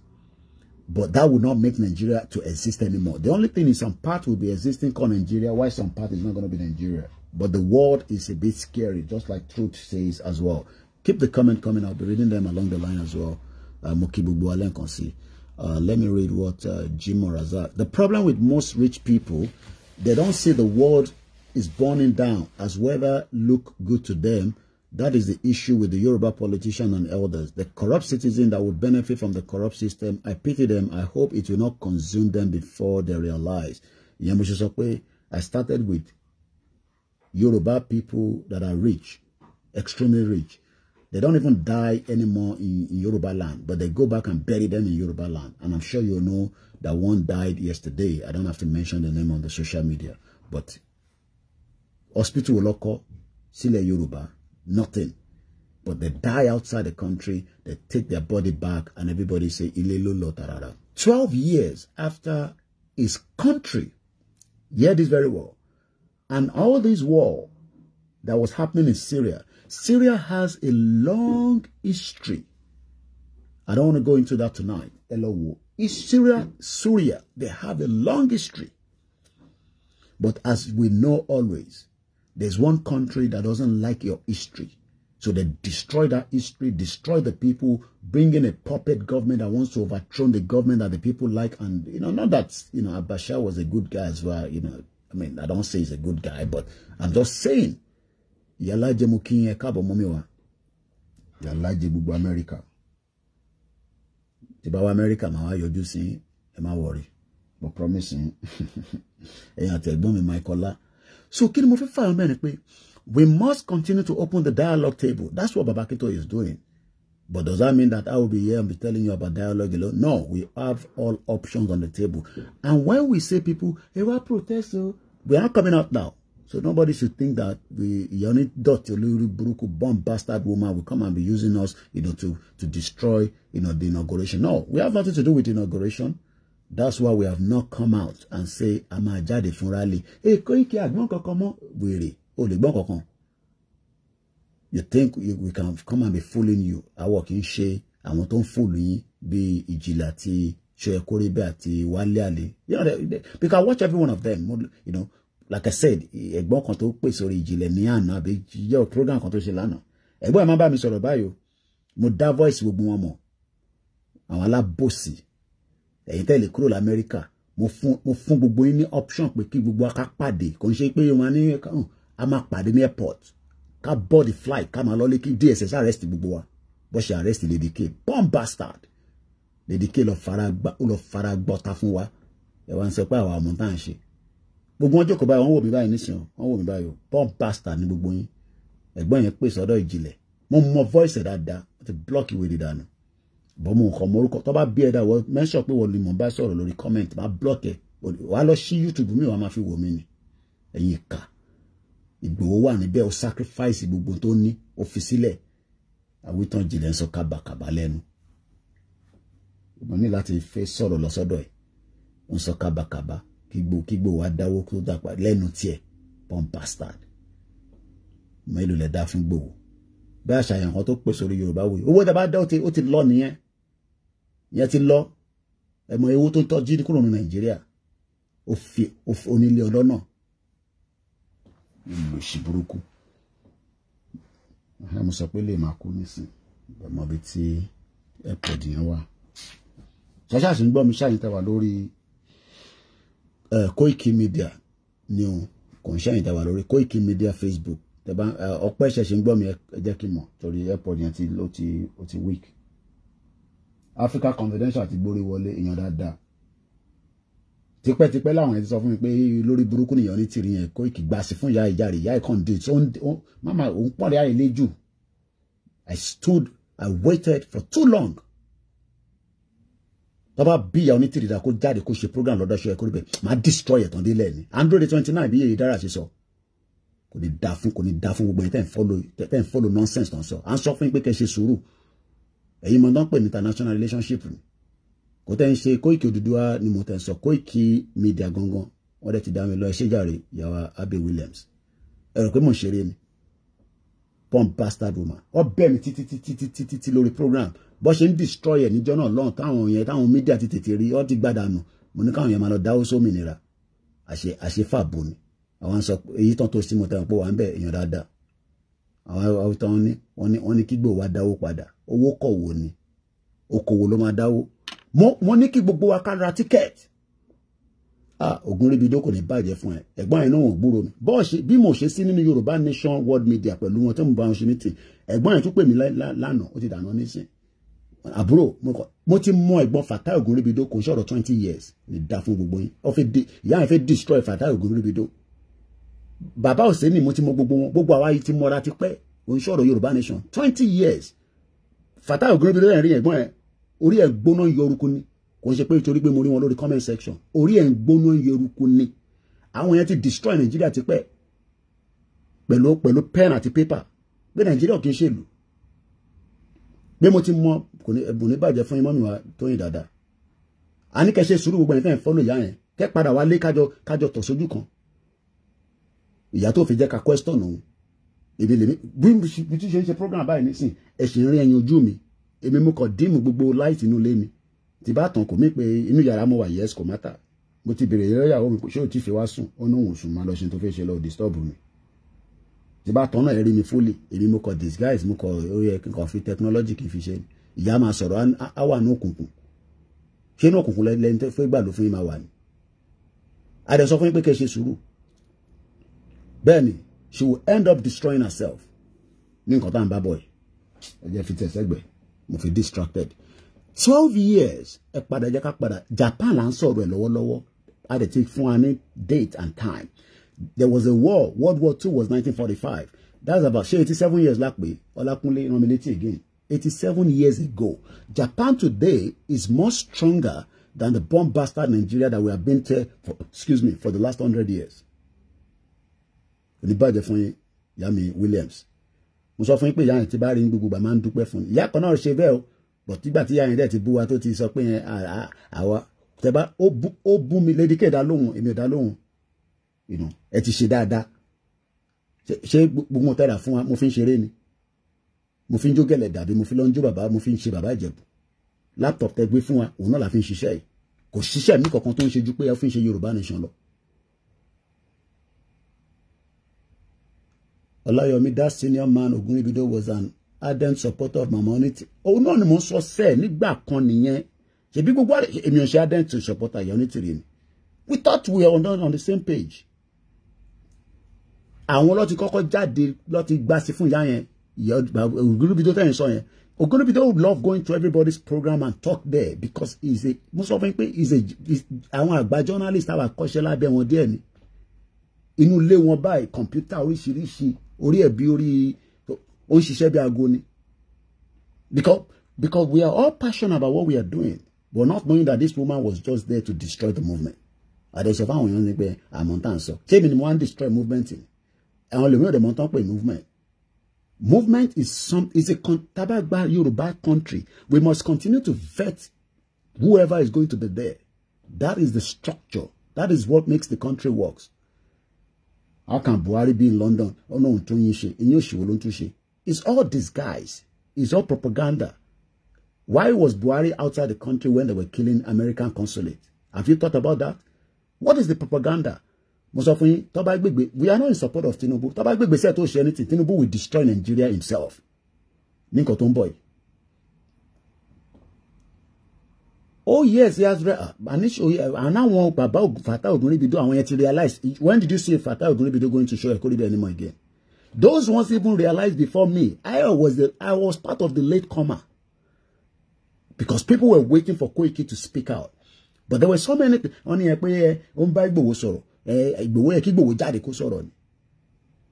But I feel lost even lale. I distracted. I'm just responding to, my brother there, Jacolushala. Russia and Iran saved Syria, Bernie, president life for the past 12 years. So when the fight starts in Nigeria, trust me, there will be some countries that will support. But we must continue to open the channel of dialogue. We must never close the channel of dialogue. Whether Tinubu is there, whether our Yoruba politicians are there, we must continue to open the one now. Okay, Benin Republic. They're listening. They know the power of Intagbedani. What they mock with, there's only one man. Nigeria. That is the end of Nigeria. Finish. Finish. Okuma sunni but ama debitan lo. Big Boba BSA one Nigeria. Lenny. That is the end, the final straw of Nigeria. But they don't want that to happen. They know.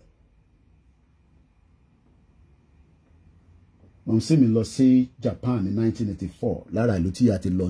Let's come back to let's come back to Syria. So yes, Fatai Ogunribido was a promoter of peace. He was looking for the peace, but we didn't realize that the peace we were looking for, that bomb bastard woman, was a waste of time. We spent too much time on her. We gave her everything, not knowing that she was just there to destroy the movement. She wanted to destroy land immediately. Say, "Ofi pe movement yamaku." Yebuba wa lenu eni. Mo le sọ fún yín pé èmi ò níṣẹ́ méjì Yorùbá nation yìí. Tẹ́ bá ṣá tin take care mi, ẹ̀yin fi tó kù sílẹ̀. Prince Adeola Muki. To Livingston, there is a city in Japan. Express road passed through a building.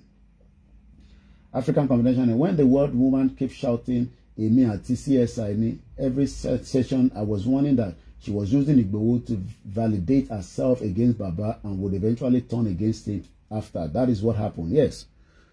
Kon lo Igboho fi nisin kò lè porúkọ Igboho àti Baba Pitoye olórí 1 olórí 2 kò bá pè mí náà lórí 5 olóṣì woman bomb bastard kò ní dá fún níbi tó bá wà Ogunlakaye máa wọlé pa ni bẹ́ẹ̀ ni mo sọ. 12 years after his country was thrown out of Arab League due to his bloody suspension of pro-democracy protests. But every country has their reason why they defend their own anyway. So, but like I said, pro-democracy protests, no better. No faugun to the 12 years. 12 years. Moki Baba Olabode Ayobamidele. Moki Gbogbo Eyan Oluwa. Moki Prophet Koleos. What she send audio kan sí mi. Koiki a máa jà ní mo ní mi. Èmi tí mo yẹ tẹ́lẹ̀ oni láti sọ fẹ́ mi. Akon be Ọlọ́run kó má pọ̀ mi. But when we can pray titi, there is already disunity in Nigeria. In Kokon de lo ma ko blow up níjọ́ kan. Arab Spring was started by somebody. One person burnt himself and the spring went all over. Tobambo Bamomibo, please. She's calling Igboho name as if they were in the same class. Olori Buruku man ya yen. En tó bá fẹ́ sọ pé Jami Sapan ló máa jọ connect pẹ̀lú Igboho. Kò Igboho báyìí rí. Oye jẹ́ ìdí wa tí mo kú lọ agbo afún mi. Yeah. Ngo advisors.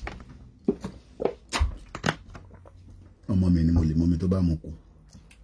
12 years after his country was thrown out of the Arab League due to his bloody suppression. Ẹ̀gbọ́n ọ̀tọ̀ lò na àwọn òyìnbó ọmọ àdìmọ́ oyè yín nísìn. Bloody suppression of pro-democracy protests. Syria leader Bashar al-Assad has told a summit of the bloc that he hopes he hopes his return marks a new phase of peace and prosperity. ìdí tí Nàìjíríà ṣì ń jẹ́ Nàìjíríà ni pé kò tí ì sí sùúrùtù ni. If they refuse to listen to the dialogue, then we should go and all prepare our mind for 10 years of uncertainty in Nigeria. It will be painful. It will be strained. Some of us will cry. Some of us will, but eventually we will be all out. But if that is not going to happen, all our Yoruba representatives must prepare their mind. As Tinubu is coming in, they must prepare their mind that the exit of the Yoruba people must be their paramount at the back of their mind. Because if they are not thinking in that direction, if our people are not thinking in that direction, pé tá bá máa fi parí ìgbésẹ̀ tó ń ṣe lọ lọ́wọ́lọ́wọ́ nísìn, after 8 years, tá bá jẹ́ kí Hausa gba power padà. Well, to me, there will not be dialogue. Well, I mean, so I have to keep putting that along. Come about me violent in the Monsorwe. It may not be dialogue here. But like I said, intelligent man let me. If me tell me add the dialogue in more reasons machine sobe. We must open the dialogue conversation. But okuso mokin mommy wa Yetunde Olukoya mo fita oto daruko yin. Deja vu mokin 8F19 mokin. Ati ugbo enti wole King AY Pompey mokin. I hope it's not the AY to one she comedy. I play not the big boy ni ati AY wan joko wo program mi. You know enti je pay dada. So round yan je ki Nigeria ko pin. You think AY to ṣe program e ma je ki Nigeria ko pin. Backstage that àwọn yan fẹ́ ki Nigeria ko pin. Because she be ton gbolopa káàkiri ton move when she big boy. No. When we have a society that is working, so not to stay too long on that, a smiling Assad received a warm welcome in Saudi Arabian city of Jeddah, voicing hope in his first summit speech since 2011. Freedom is not gotten on a platter of gold. And this is why we are saying to our people that as much as nobody wants AY now obedient, Obi only one someone waste time around one Obi not care about. So without no interruption now. All this nonsense, homelessness, and all this other garbage y'all talk about, police violence and all this stuff, don't nobody care about that. Don't nobody real care about that. We care about our reparations. And we have to put white people on notice that we want our reparations. That our foreparents and us, we didn't work for free and underpaid and all this nonsense. And the white folks get away with it. And they talk about the great city they're building. No, we want our reparations. $3 million per person. $3 million per person right here in this city. That's the only thing black people got to care about. All this other little nonsense y'all talk about, we do not care about. Ṣé pé èmi kọ́kọ́ ni mo ń bínú lágbàáyé. Àwa tá ń bínú àpọ̀. But bolukaluku ṣe ń bínú ọ̀tọ̀ọ̀tọ̀ ni. Àwọn Jamaica ń bínú. Jamaica náà wọ́n fẹ́ king mọ́. Ìtàwọn ṣe pẹ̀lú king ti tó. Ìtàwọn ṣe pẹ̀lú ìyẹ́ ti tó. Àwọn fẹ́ king kankan mọ́. But one thing is, Sanke Mukia, we must not lose hope. Lóòótọ́ bẹ́ bá dé Turkey, èmi ti dé bẹ̀rẹ̀ few times. Kọ́lọ́n jẹ́ kí n tún lè ráyè lọ. Ìgbà tí mo lọ Turkey, èbí mi rí jìlẹ̀. Ìgbà tí mi lọ Turkey, ìbí àjọ ríra. Kóhun náà san kó send èèyàn kan lọ kóhun akíyà onítìrì kọjọ ríra kọjọ jókòó. Why we telling lies? Afẹ́ máa fi yẹn fẹ́ gain viewers nàbí báwo. Níta sọ yìí ọ̀rọ̀ tó important ni. Jáde ní kí lẹ́nu ẹ̀ pé kí gbò wá dáwó padà. I was shocked when I heard that. I couldn't believe it. Yeah, I just share so many other things. Kó tẹ̀ tó di pé gbò wọlé tí kò ṣe máa sọ lórí social media. I'm talking about ìjìnlẹ̀. Nípa pé ká prepare ọ̀rọ̀ Yorùbá nation náà ni. Wọ́n ní kí gbò wá ká wá dáwó padà. I don't get it. Let's leave that and come back. I'm flowing, so mo kàn lọ in and out. African confidence. Yeah, who the hell said that? Ijilema Ijilema cause ló ní kí gbò wá dáwó padà. Mo gbọ́rọ̀ ẹ̀rí ṣá. Ìgbòho la wá fi ń ta yín báyìí. Ìgbòho ṣá. Owó bàbá dámì. Bẹ́ẹ̀ni, mo lọ sọ́dọ̀ máa eégún kan tó wà ní Scotland.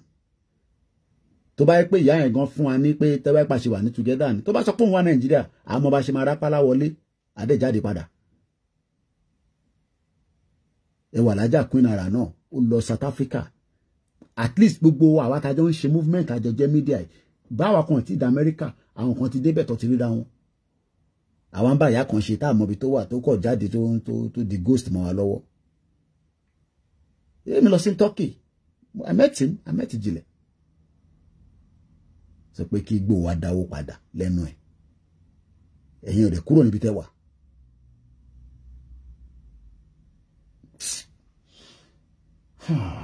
Benny is mad. Can he resurrect the people who got killed at Igboho's house? Can he refund Igboho all the properties the DSS damaged? Ṣé yẹn àní àtẹ̀sọ́ pé Igboho left ṣé mọ̀ pé freedom ẹ̀ àti hold the freedom Igboho nísìn because he cannot enjoy his freedom that he has before just as a lot of us as well. Àti restrict Igboho has restricted Igboho àtẹ̀sìn move káàkiri díẹ̀díẹ̀ Igboho not that he cannot move around but ó kọ̀ wọ́n pé kó o má kọ̀ tí dá Igboho lẹ́fín ṣeré.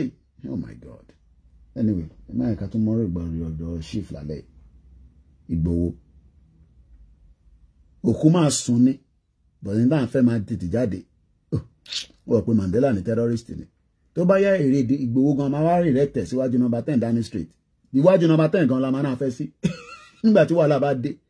How do we, let's come back to the reality. Mr. Koiki, good morning, sir. God bless Igboho, sir. God bless Olayomi Koiki. God bless you too. Visionary thinking, Yoruba Nation Stock Exchange. Àwọn ẹ̀ tí ń ronú gidi. Ó jẹ́ ká máa ronú yẹn. Ẹ jẹ́ ká padà sí G7 àti Japan. Ṣé àwọn G7 yẹn? How do we engage them dialoguely? Ṣé mo tàbọn báyìí? Or diplomatically? Or whichever one.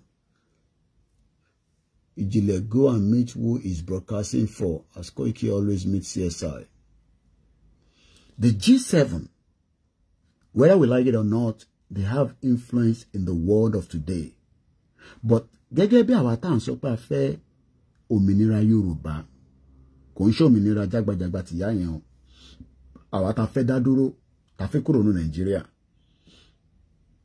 Báwo la ṣe lè make sure pé àjọṣepọ̀ àwa àtàwọn G7 country àti European Union kò European Union wà pẹ̀lú wọn ọ̀nà wo la lè gbà?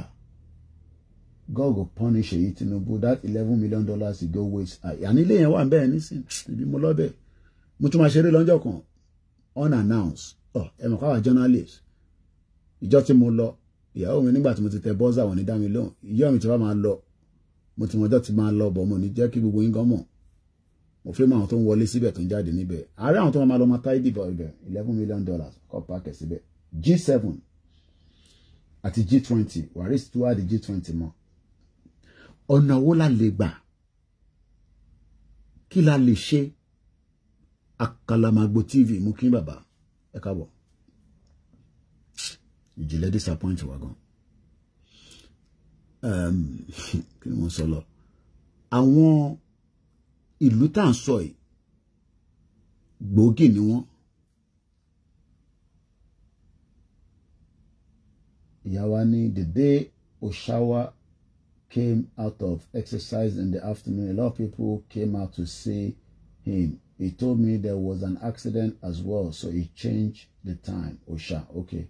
The day Osha came out to exercise in the afternoon a lot of people came out to see him. Osha. Ànábì tiwa nìyẹn.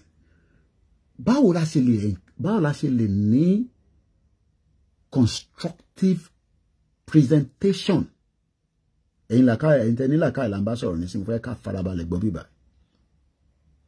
Báwo la ṣe máa ní a very deep constructive argument dé síwájú àwọn G7 àti G20 ẹ káàbọ̀ grandma wọn ni wà dúpọ̀ agbọ́lá pé àwa Yorùbá tí a wà nínú Nàìjíríà àjọṣepọ̀ wa àti Nàìjíríà kò fẹ́ dámọ́ bó ṣe mọ̀ pàwọn G7 náà mo máa sọ pé bọ́ ọmọ Yorùbá lẹ́ni tó wà mẹ́rin nísìn just for argument's sake but n kò fẹ́ béèrè ẹ̀yin tẹ́ ń gbọ́ wà lálẹ́ nísìn àwọn G7 àti dárúkọ wọn lẹ́ǹkan, they are very powerful. Mo fẹ́ lè ní àwọn náà ni the same people tó wà lọ́ndà Security Council. Russia nìkan ni kò sí pẹ̀lú àwọn G7.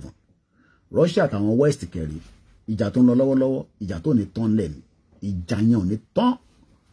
Mo ṣeré ìjà tó ń lọ lọ́wọ́lọ́wọ́ nísìn pẹ̀lú China àti China ò bá wọn dá sí. China play neutrality ní China play. China ń dọ́gbọ́n torí pé China òun náà ó ń gbà sí fún Taiwan. Ẹ kálẹ́ mọ́mí wa, ẹ káàbọ̀ mà, Ọlọ́run bá wa pẹ̀lú gbogbo wa. Àárín ọmọ Yorùbá ò ní dàrú. Dúpẹ́ onídọ̀tí tó fẹ́ dá àárín gbogbo ọmọ Yorùbá rú torí mò ń gbọ́ tí ìgbà tí Yorùbá wòye sọ pé even the little 1% tí gbogbo aṣèrọ̀ra manage 1% yẹn àtútù wà divided, but it's okay, it's part of life.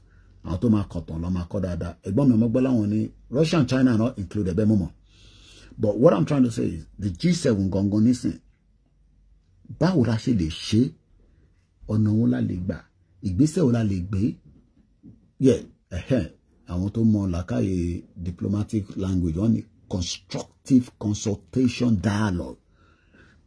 Kò ń ṣe pé bí mi ṣe ń pariwo èèyàn kan ní wọ́n lè má gbọ́ bí mi ṣe ń pariwo èèyàn bó bá dìjà lọ máa gbọ́ tèmi, but for now who is KOIKIMEDIA MI5 máa mọ̀ mí ìfẹ́ bí a mọ̀ mí, but gbàtọ́ tí pé nǹkan tá à ń ṣe òkè kí ló ń sọ pé ó fẹ́ blow America nà eléyìí ìgbésẹ̀ gbẹ̀ wá tètè ọmọ scale wa dáhùn ni kí ló ń sọ níbẹ̀ yẹn. Wọ́n ní technology yẹn tó máa lọ within tí computer tó fast within the split seconds ó ti mọ̀ tí mò ń sọ níbí báyìí, ó ti wo comment gbogbo wa, ó ti vi ìyá dáadáa mọ́mí wa comfort ológun jà. Mo mọ̀ bí ẹ ti wọlé ti pẹ́, mo ní a máa need the fundraising kan fún Koiki lágbára Elédùmarè.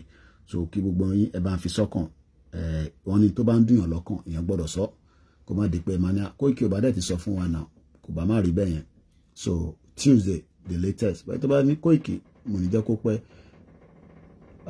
àmàṣe lọ bẹ́ẹ̀. Mama dá jìlẹ̀ lóhun tó ń gbawó fún onítìrì tó wá ń sọ jágbàjàgbà nísìn ẹ̀yìn ẹ̀ níbẹ̀ nísìn ló gbé òmìnira sí tó ń gbawó sí. I don't want to be ẹmọ̀ kọkùnrin lèmi mo fi máa lọ ní rárá ọ̀tà àwọn obìnrin wa ló lè máa sọ kíni ọkùnrin nìjìnlẹ̀ so mi fi pé àṣà ọkùnrin sọkùnrin àgbọ̀dọ̀ máa táwọn síra wa, but in tó sọ yẹn no pé kí gbòó wá dáwó Yorùbá nation tó dá sọ́wọ́ ẹ̀ àbọ̀rọ̀ jágbàjàgbà ọ̀rọ̀ ṣíwó ni ẹ̀ ká ló ń sọ̀rọ̀ báyìí. Mr. Funshani, I don't tell you we go fight.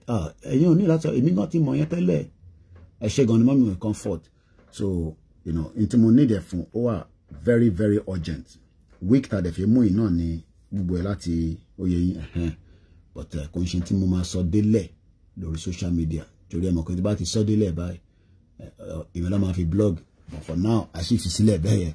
So, but definitely G7 is a cabal. Ẹ̀yin tẹ́ ní làákàyè ẹ jẹ́ kí ẹ̀yin tẹ́ wà lórí KOIKIMEDIA ẹ jẹ́ ká change phone yẹn ká lè gba call torí pé phone batteries yẹn ó dà pọ̀ ṣì ń hold dáadáa so laptop nìkan ní YouTube àti MixLR mo kẹ́yìn tẹ́ wà lórí MixLR lẹ́ẹ̀kan jẹ́ tó ojú yín bẹ́ẹ̀ lórí mo kà comment without war freedom is not possible bẹ́ẹ̀ ni mo kẹ́yìn mẹ́wàá tẹ́ wà níbẹ̀ MixLR is just like is much cheaper so ẹ jẹ́ kí end ẹ̀yin tẹ́ wà lórí Kunle 16 mo kin gbogbo yẹn gbọ́n mi dáadáa Emeka Odidi. I'm going to end the Koiki Instagram, but I'm going to start it with another phone because I want to open the phone line now where you can all communicate as well. Change pin number yẹn kẹ́ fi number síta torí mi gan mo number yẹn lórí. So yín tẹ́ wà lórí Instagram KOIKIMEDIA, I'm going to end that but start with a different phone. So let's take calls. And I can't divert the conversation. I digress. This is of constructive, proper dialogue. How do we present it to the G7 or G20 or even Russia and China, even in the midst of their own selfish interests in Nigeria? The line is open now. If the number sit out, diplomatic lobby, especially with Russia Federation, is highly likely and possible. In fact, the BRICS will be highly likely to approach and lobby. Àmọ́ pé lobbies iṣẹ́ kan ní America. Táwọn commander ń gbowó lé lórí. Àwọn olówó tá fi find anybody. But how do we have dialogue tó máa wà constructive triple ADRS mo máa kí gbogbo apẹ́ káàárọ̀ sí èní ní Saturday ọlọ́run bá ò ní jẹ́ ká bàjẹ́ lọ́wọ́ yín kàkà kí ẹ rí pé mò ń sọ pé mo fẹ́ pé kẹ́ bá wa ṣe nǹkan kan torí pé ó bẹ́ kàkà ṣe bẹ́ẹ̀ làǹkékẹ́ gbọ́ lọ́la pé Koiki bá dẹ̀ máa lọ sọ́dọ̀ Tinubu àbí àwọn politician lọ gbowó ó bá sọ fún wa bí èlò ló fẹ́ gbogbo tó nídìí owó tó £3,000 tó tó £2,000 ó bá máa ṣe yẹn so a ti ṣojú òpó afẹ́kẹ́ pè wọlé while I'm still reading the comments mo kí gbogbo ẹ̀yin organization kankan tí ẹ̀ ń gbìyànjú. How do we push the message to link sọ pé I prefer Russia to China? No, ẹ máa ká sọ pé I prefer kan. We want to gbogbo wọn la fi bá sọ̀rọ̀. Tó bá la ṣe àbáyọ̀mí mo kí gbogbo wọn pátá la fi bá sọ̀rọ̀. A fi fihàn kan sílẹ̀. Bàbá tẹ̀tí ń bá wọn sọ̀rọ̀ tẹ́lẹ̀. Kí la tún lè yàtọ̀ sí pé èyí táwa ń ṣe níbí báyìí. Because tá bá na fi ṣe diplomatic ni bí a máa ní àwọn kankan débi pé irú àwọn event ọ̀ṣẹ́ yẹn nísìn ẹ má bínú ẹ̀yin tẹ́ wà lórí Koiki, you didn't miss too much, so I brought you back in quickly. The line is open for anybody to call, but ẹ má pè number to end pẹ̀lú 979 studio number nìkan ní kẹ́ pè ẹni tó bá máa dá sọ̀rọ̀. We must do more from the diplomatic side of things, not meaning that it's going to give us the final or each result, because I can't fake or be David, I can't like it. So, but again, we want to push everything. Hello, caller. It's Wale. Hello, Mr. Koiki. Ekale Dadiwa. Ekale sir. Ojo kan pẹ̀lú. Mi ò pé wọ́n ti yàn tó ń sọ̀rọ̀. Moment tó ń sọ̀rọ̀. Ọlá ló ń sọ̀rọ̀. Ọlá ló ń sọ̀rọ̀, but mo kàn tí pick voice náà dání. But Ọlá ló ń sọ̀rọ̀. Yeah, we were fooled by that evil woman, you know. You could remember I called you last year. I gave you some information.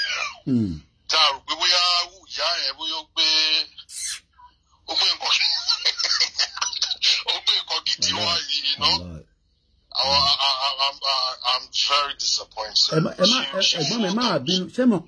Even as much as Bashi Jomo Yoruba, there's something they call sorry. She can still come out and say, I'm sorry, but she still keeps on going on as if. No, she doesn't have anything. And expectation to high. So come back. That's rough. Hey. You know what? Let us, come around Shirimi. What is Shilalagidi? Exactly.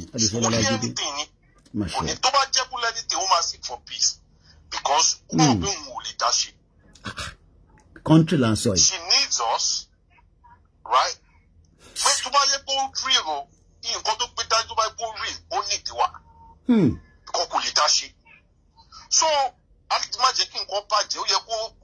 seek for peace. Appreciate peace. Try, fail. In order to fail, okay? They just seek on the round table. She mistake, dialogue. But she's not genuine. Okay? You know what?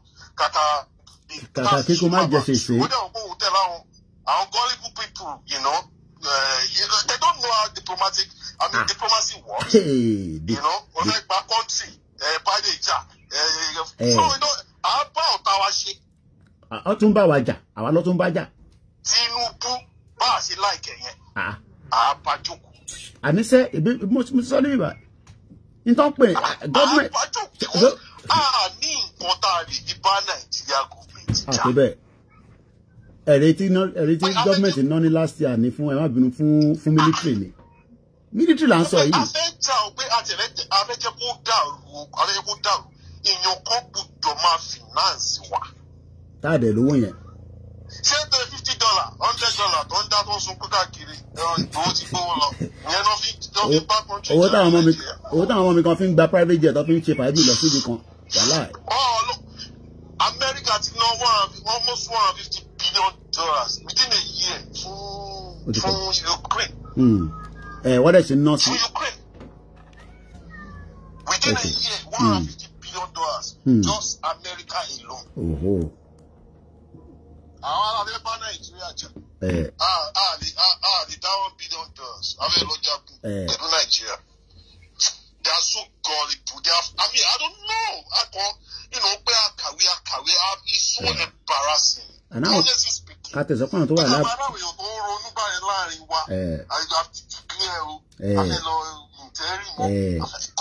man. The 21st century. That's the new NTA news. But I mean, yeah. I need that to be fresh. Kill I need. Please, radio ni Karashisha phone. You know? Can't we to one lay confident? I just have by go at the Tawu con. You're to Bama Shiashi, you're to Banishi Kunishi. Okay? Eja be Kati Oko Billy to Drono. Okay. Kiema, while you was on reality. Okay. You know? Ejeki on is slow for now. Okay. No. Ejeka my educate our young. Okay. To major radio like achieve for now. At least how Yama Mobe, we should pay you Banisho. Because on my way against what I was sharing for now. Okay. But it's where I need to go. I pay for what I become pay for the para Yokuro. Why you buy land sorrow? You are relevant in international community. One need to report back barrel or la shinja. Kamade wa fún wọn ní that opportunity.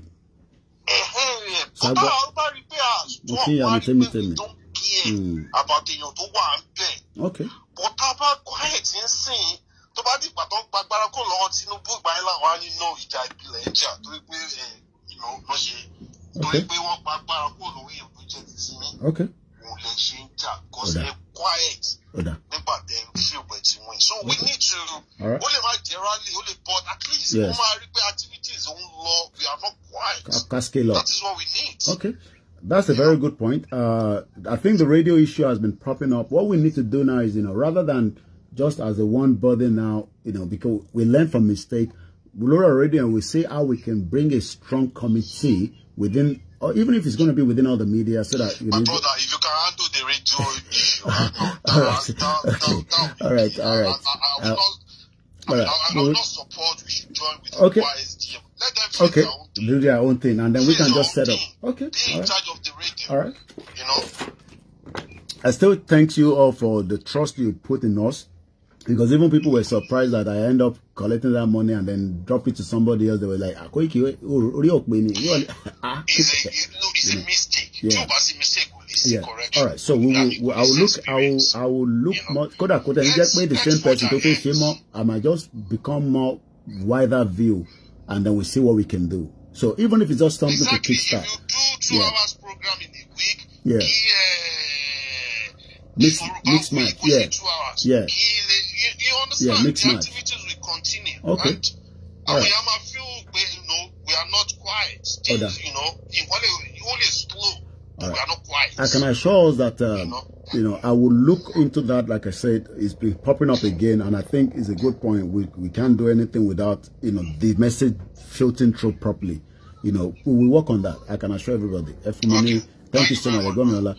Mo dúpẹ́ fún ẹ̀yin tí ẹ ṣe fún wa ní this backup with Koiki. Forget it.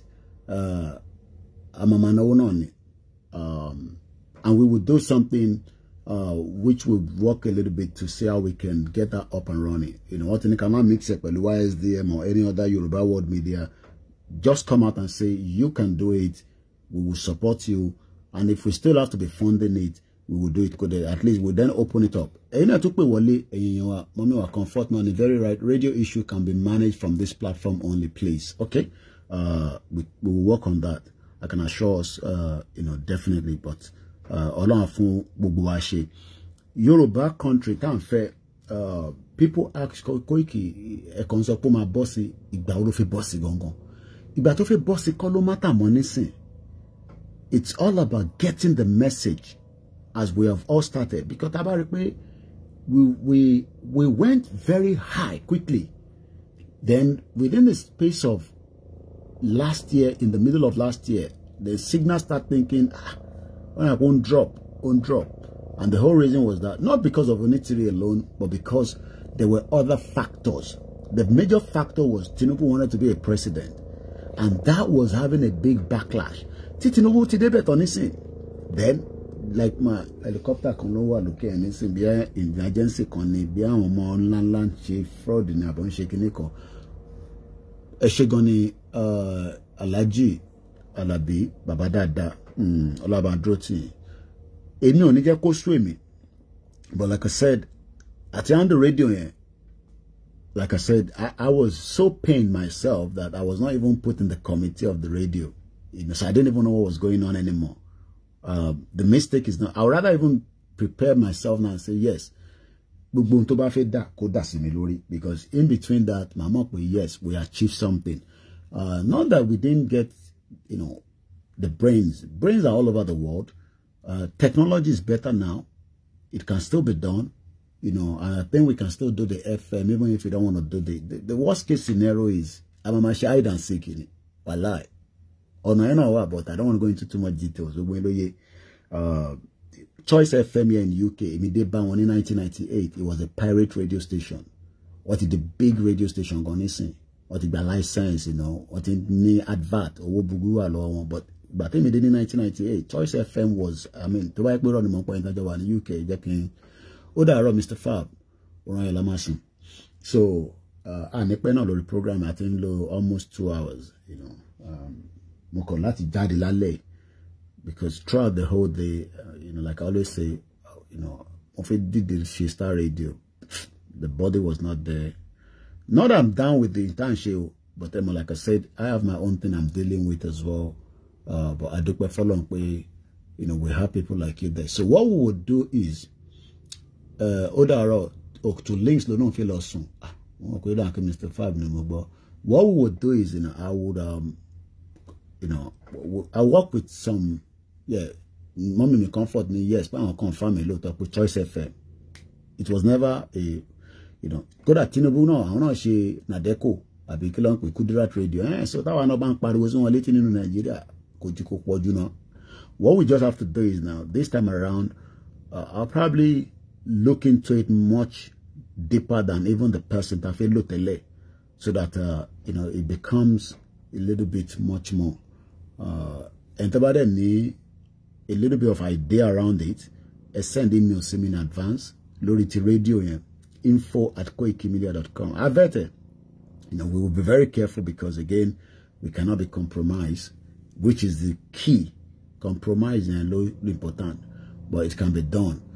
Waris, you know, if UN doesn't recognize Yoruba nation sovereignty, a member state in the name of BRICS, ASEAN, AU, African Union, NATO, can recognize Yoruba nation, e.g., Cuba, Haiti, North Korea, yeah, about to like North Korea that day, without the UN security members that are at war. This they wanted to say Yoruba global brains will deliver on prosperity. So we will work tighter for KOIKIMEDIA on this radio again. You know, we will ignite it within the next couple of months. But like I said, then what we will then do is, you know, we will see how we can manage, you know, but Mulat source, you know, if I have to go back to this other source or we try another source, because even after that, there was a lot of criticism on the source that feel low and all that and all that. Sometimes I'm about to think, wow, quick in my fish radio, and when my fish get in touch, I'm mushy. No, we can do a proper, you know, if I have to speak to those that are running it like the Biafra, I will speak to Simon Ekpa around it, how they're doing their own and all that, you know, and I'm sure it will share things with me, you know, moving forward so that we can hit that, the ground going on that. And then it will be open for all the medias. So the medias will be there. So about if you pariwo atigbo no ni ebi ya to and Dublin atigbo what is scam àwọn Yoruba at scam money that my bank account me on ma so what is scam àwọn Yoruba. Anyway, I'm not interested in that. What I just want to focus on is still the diplomatic side of things. Mokin Baba Yomi Banjo Jesu _of_ Nazareth. Mokin, like I always say, this is not a platform where we are against any religion. I am not here for religion. I am here so that the Yoruba people, you know, can have a better life and humanity around us and the neighbors. Going further, how do we communicate a strong message? Any message coming out of the comment section, and people are not calling, so it's okay. To all these countries, let me list the countries again so that you just maybe have it at the back of your mind. The G7 countries, G7, okay, the G7 countries are France, United States, United Kingdom, Germany. Ǹjẹ́ a lè communicate pẹ̀lú àwọn tó jẹ́ àmọ́ pé gbogbo their interest is all about Nigeria, but is there a way that we can start finding out àwọn tó jẹ́ big companies one, and we start sending message to them, especially yìí tó ní link pẹ̀lú Nigeria, tó ń bá Nigeria ń ṣe business okòwò lọ́wọ́lọ́wọ́, because we know that, Mike Adenuga, for example, now only chairman kìíní kan, France Business Summit or whatever they, I don't know. Can we think of those companies? And our companies kan dẹ̀ wà, àwọn tó ń ṣiṣẹ́ ní àwọn big places, and àwọn tó wà intelligent and understand nǹkan tí mo sọ. Company bá set up nísìn, ó máa ní subsidiary. Ọgbọ́n olè náà ni o.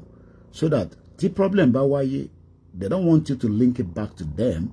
They want the subsidiary to deal with it. Can we start talking to them? Can we start writing the stock market around the world and telling them that, the country called Nigeria, we need to do something. This is not about Inti YSDM Lowo. This is not about Inti Babakito Yoshi. We as people that are coming here to, Akoveke Mawasi Bakawa Soro. This is only a control comments or no section irale. I don't want to disclose this person. Book communication with the US Embassy, UK, rich countries. They share article they shared it with me. One man person, every time is always. Ebanki grandma, chalafera, what grandma no le, Yawa Falasha Deojo, and the rest of the Timodaroko. Like I said, I want Yoruba to look at APC.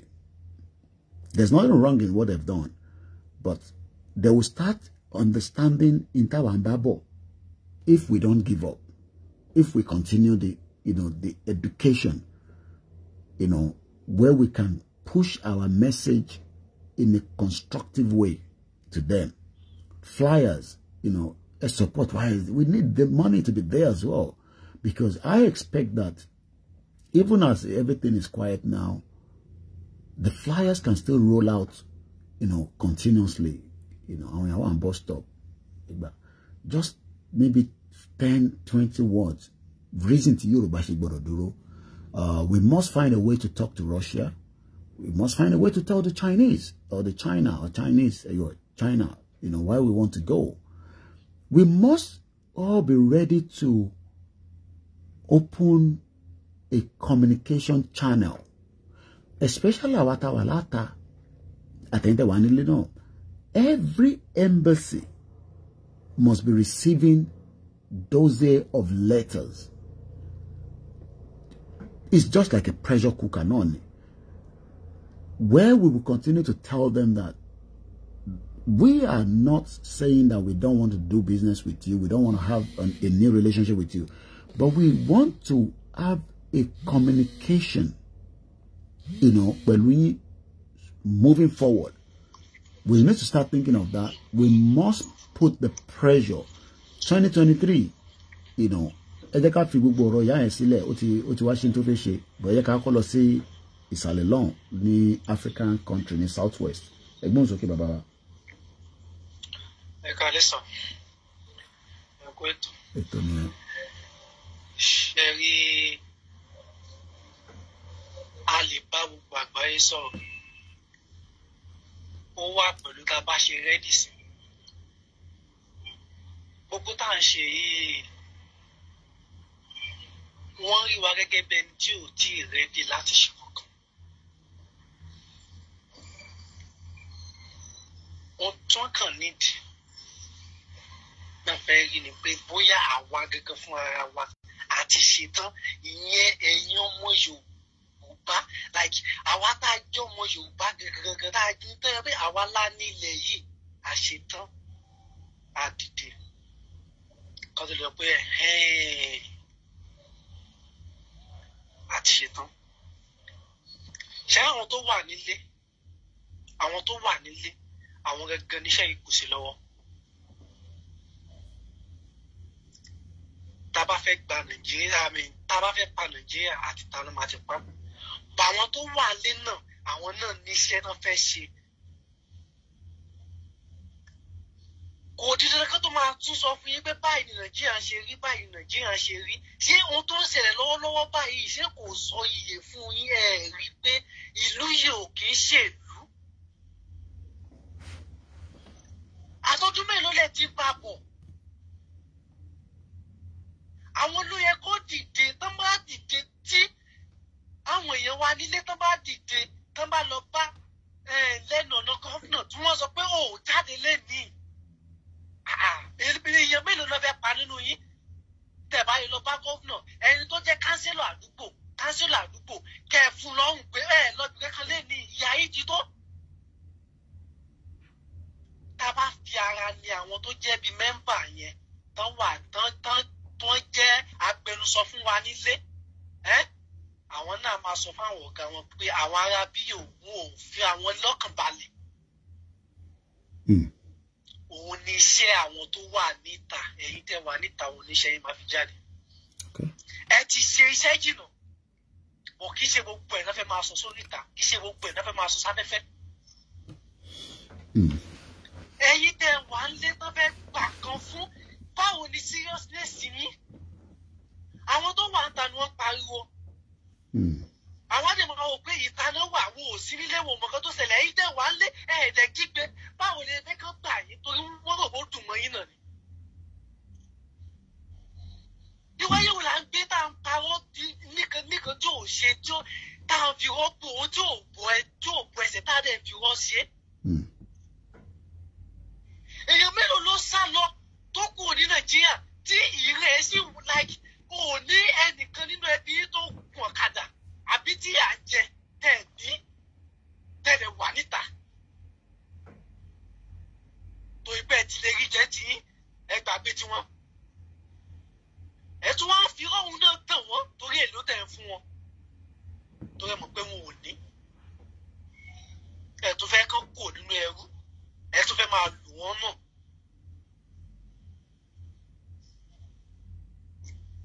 àwọn tó wà nílé la ní láti sọ fún báyìí lọ́wọ́ tá a wà yìí. àwọn pọlísà tí wọ́n ń lọ tán bọ̀ yẹn wọ́n sì ń ṣe pàtí nílẹ̀ Yorùbá lè ní pẹ̀lú gbogbo kan tó ṣẹlẹ̀.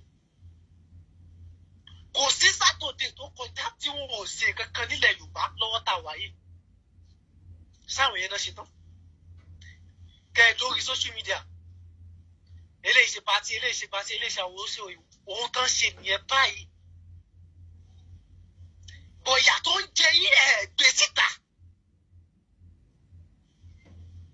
ìyà tó ń jẹ yín gbé síta. àwọn olórin tẹ́ ń wò tẹ́ ń gbé kiri ariwo mà ti dà. àwọn ilẹ̀ ń pọ́nlé tẹ́ ń gbé lọ sórí social media kiri.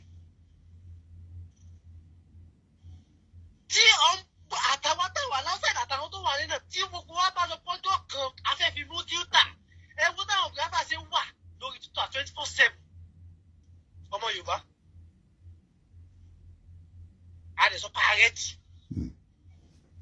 ó yẹ kí orí social media máa mì títì táwọn gíráfà yẹn náà ṣe mì. mo kí n Prophet Cornelius sóyè bá ṣe sọ̀rọ̀ gbàsà ó yẹ ká máa tẹ̀lé wọn lọ ni. tó máa ṣe ń sọ̀rọ̀ wọn ó yẹ ká máa sọ̀rọ̀ tàwa náà ni. flag wa kò yẹ ká tún máa gbé pamọ́ ó yẹ ká máa gbé kíkó ó ké bó rẹ́dì. àti Ghana gbogbo àwa tá a wà ní ìlú kọ̀ọ̀kan ní gbogbo kọ́ńtì tá a wà ẹ ṣe káwa náà ṣe nǹkan tá a bá lè ṣe ká fi máa jẹ́ ká máa mọ̀ pé sẹ́ẹ̀. Thank you Kingsley Ọ̀túnba Adékúnlé Falẹ́. Yorùbá fẹ́ lọ. káwọn tó wà ní náà ká máa fógun mọ́ àwọn politician yìí ká máa fógun mọ́ wọn ká má jẹ́ kán rìn ká má jẹ́ kán nísinmi wọn ò bọ́lọ̀ nísinmi ní fọkànbalẹ̀. Ẹ wo bọ́dà mi, ẹ jẹ́ kí n fẹ́ lómi láyè kó sọ̀rọ̀. Ẹ ṣé gan bàbá wa. Mo máa kí gbogbo yín bàbá wa. Èmi ni mo ṣe gbogbo decoration tẹ́ ń rí pẹ̀lú media lálẹ́. Èmi mò ń dára. Àrà tó dá náà la máa dá lágbára Elédùmarè. Mo lè dá ní oríṣiríṣi ọ̀nà. Ṣé rí pé mo tún dá padà sí kó ti clear dáadáa nísìn. Tí technology fi dá nìyẹn. I can move from one place. Ibi tí mo wà lálẹ́ nìyẹn mo lè padà lọ báyìí. That's the beauty of technology, you know, and we are so excited that technology. So technology is so beautiful. It's so good, and it can be used very well. Communication line must never be closed, even with the federal government, with all the agency. But they are finding it very difficult at this hour when a Yoruba man is the next president, whether we like it or not, as it stands right now. But let me take us back to an article that I, like I always say, my job is to go through what is happening around the world and link it with what we are doing and see why we are where we are. This article is on The Guardian. I posted it on our timeline on Facebook, YouTube, Instagram. I'm on the link there. You can always find me there. Mumbawan Janibe, no, back to back. All the platforms that we are. We're trying our best. Thank you so much, Kingsley. And, as we remember our brother all the time, Nnamdi Kanu, we pray for his good health. Ogbara Olaku,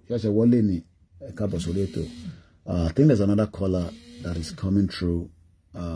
Let's go to another part of Yoruba land tonight. Moki gbogbo yin lẹ́ẹ̀kan sí o, gbogbo ẹ̀yin pátá àti ẹ̀yin tí ẹ ń gbọ́ wa tẹ́lẹ̀ tó di pé ìjà ló dé tó ń fi dòwe àkìyìn. But one thing is, we have not yet declared a country. Gbogbo tí Dúpẹ́ Onítìrí ń sọ yẹn, she's just playing around. She's messing the brains of people around, and we shouldn't listen to that nonsense. Ẹ̀gbọ́n sókè láti òkè lọ́hùn. Ẹ máa káàárọ̀ Mr. Ọláyẹmí Kóìkì. Okay. Ẹkúṣẹ́ takuntakun.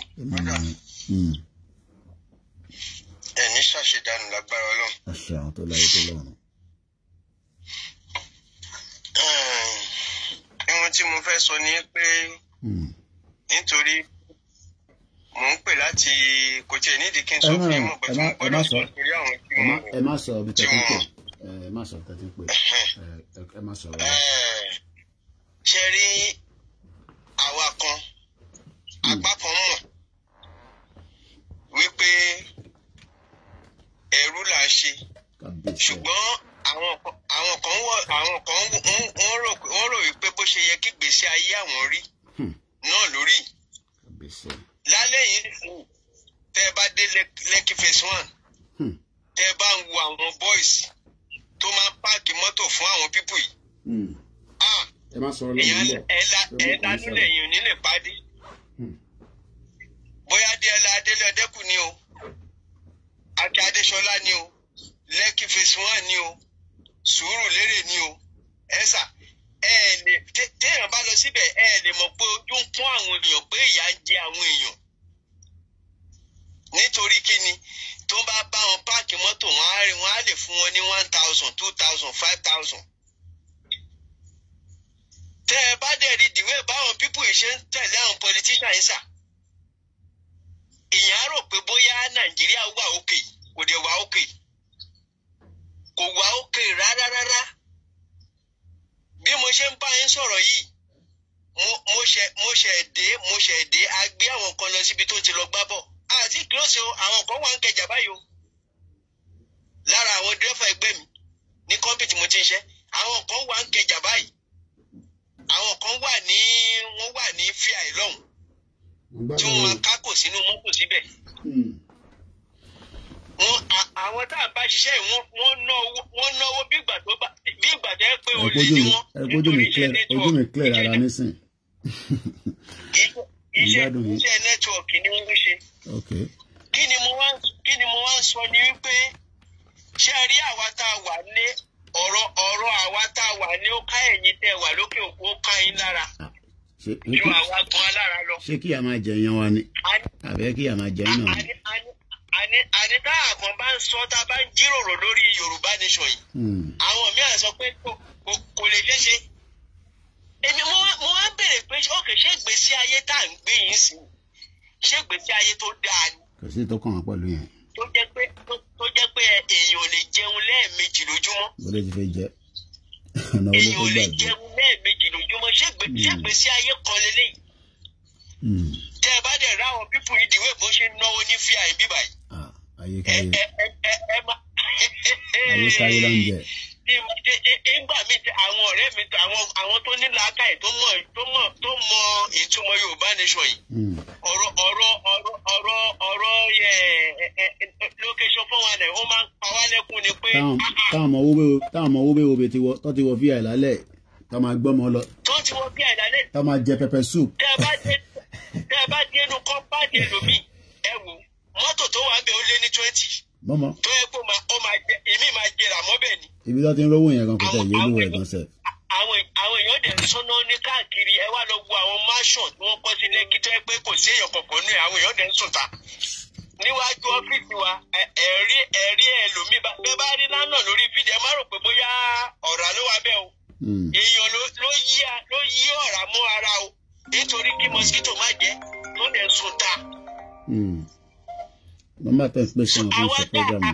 àwa tá a wà ní agbọ́dọ̀ fọwọ́sowọ́pọ̀ nítorí iṣẹ́ aláwọ̀ pípọ̀ àwọn politician wọ́n bẹ̀rù kú o. tí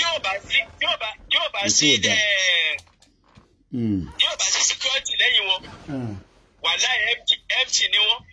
bẹ́ẹ̀ni mọ́mọ́. tí security ò bá tẹ̀lé wọn wọn ò lè jáde. wọ́n bẹ̀rù kú. tó pọ̀.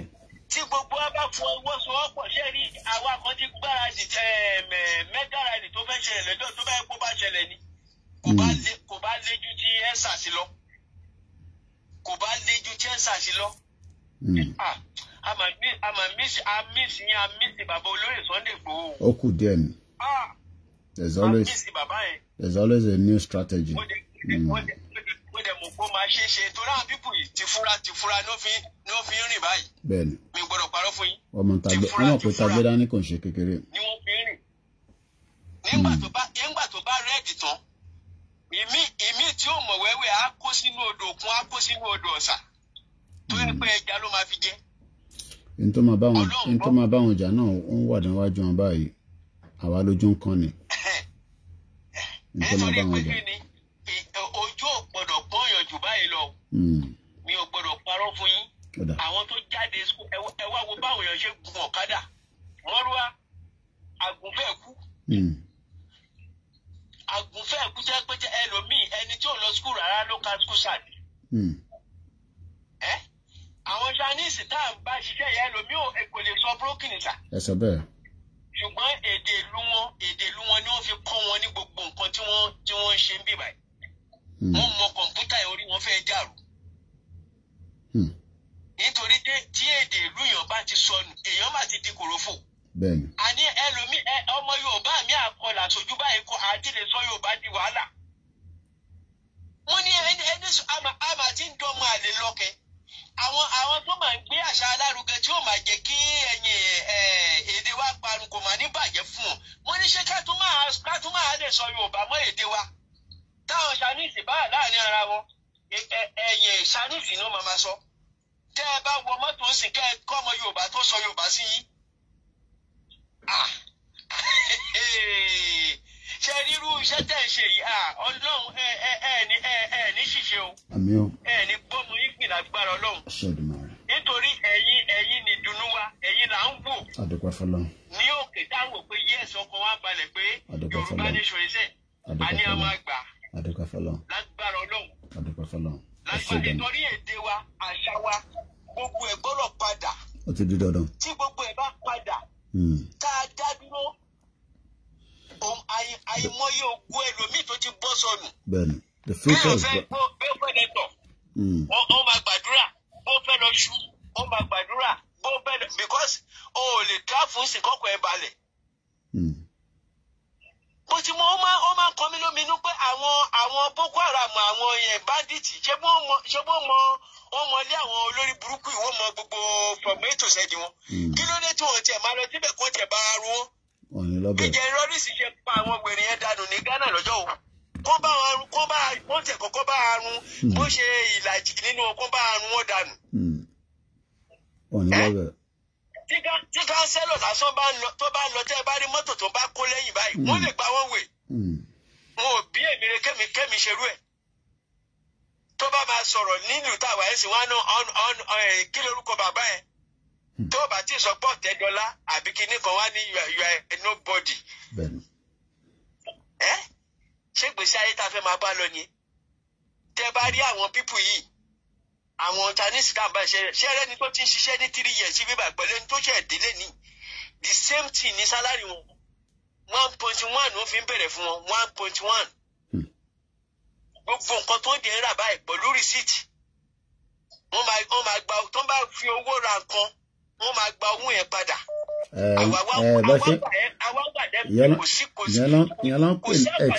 Expenses tí wọ́n ń ná company ló ń take care ní tó ṣẹlẹ̀ nìyẹn. Exactly. Because what they calculate one as a foreign kí ló máa ń pè wọ́n expatriate ni wọ́n. So an expatriate tó bá ná expatriate bá ná £1 ó máa gba receipt yẹn tí ó fẹ́ claim owó yẹn padà lọ́wọ́ company. Ó sad gan. Mo bèrè lọ́wọ́ kan mo ní tó bá fẹ́ kọ́lé ní China bọ́ọ̀lù ó ní no. Only is my government property. Government ni kí ló fẹ́ kọ́lé fún? Àwa là ń kọ́lé náà stores ara wa. Ilé tẹ̀ nǹkan tó kò sí toilet ń bẹ̀. I can spend 15 years, 10 years to pay the money. Mortgage, yeah. Because mortgage system ni.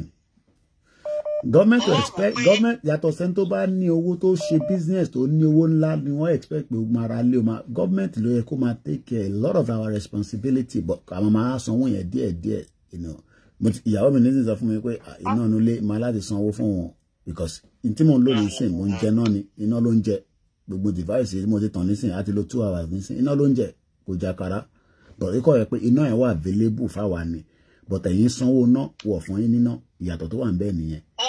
Ìdí tó rẹ̀ ṣe ni pé àwọn kan lẹ́yìn sọ nísìnyí pé tí Tinubu bá débẹ̀ ó lè create every state kó lọ create independent power but gbogbo yẹn is just a temporary measure. Ayé ká máa ronú long term measure. Tinubu is just like a temporary measure tí kò ní kankan ṣe pẹ̀lú Yorùbá nation. It's a temporary measure. Okay, Tinubu débẹ̀ agbádùn 8 years after 8 years ká tó wá padà sí square one kò make sense. Kò make sense. Okay, kí Lagos ní not 24 hours kí náà ti dé olórí burúkú northern dé ní 2031 kó sọ fún Lagos pé inú náà tó ń lò yẹn jáde ẹ̀ fóun náà ní ìsàlẹ̀ kí lẹ máa ṣe sí ẹ mọ̀ kí president lágbára láti change anything so Tinubu is just only going to be there for that temporary measure so ṣàfẹ́ gbádùn another 8 years ká tó wá padà láfta because gbogbo táwọn sọ yìí by 2031 Tinubu tenure will be finished kò lè lọ fún third term wọ́n máa block ẹ̀ so bó ṣe rí nìyẹn ẹja tó fẹ́ lómi láyé ṣé gan ẹ̀gbọ́n mi thank you so much. Mo kí gbogbo alẹ́ nǹkan ṣe I think I was trying to get a call lẹ́ǹkan ẹ má bínú máa ní láti gba call yẹn. Fẹ́ gbé ẹni tó ń pè mí lẹ́ǹkan ẹ̀ ń pè mí lẹ́ǹkan.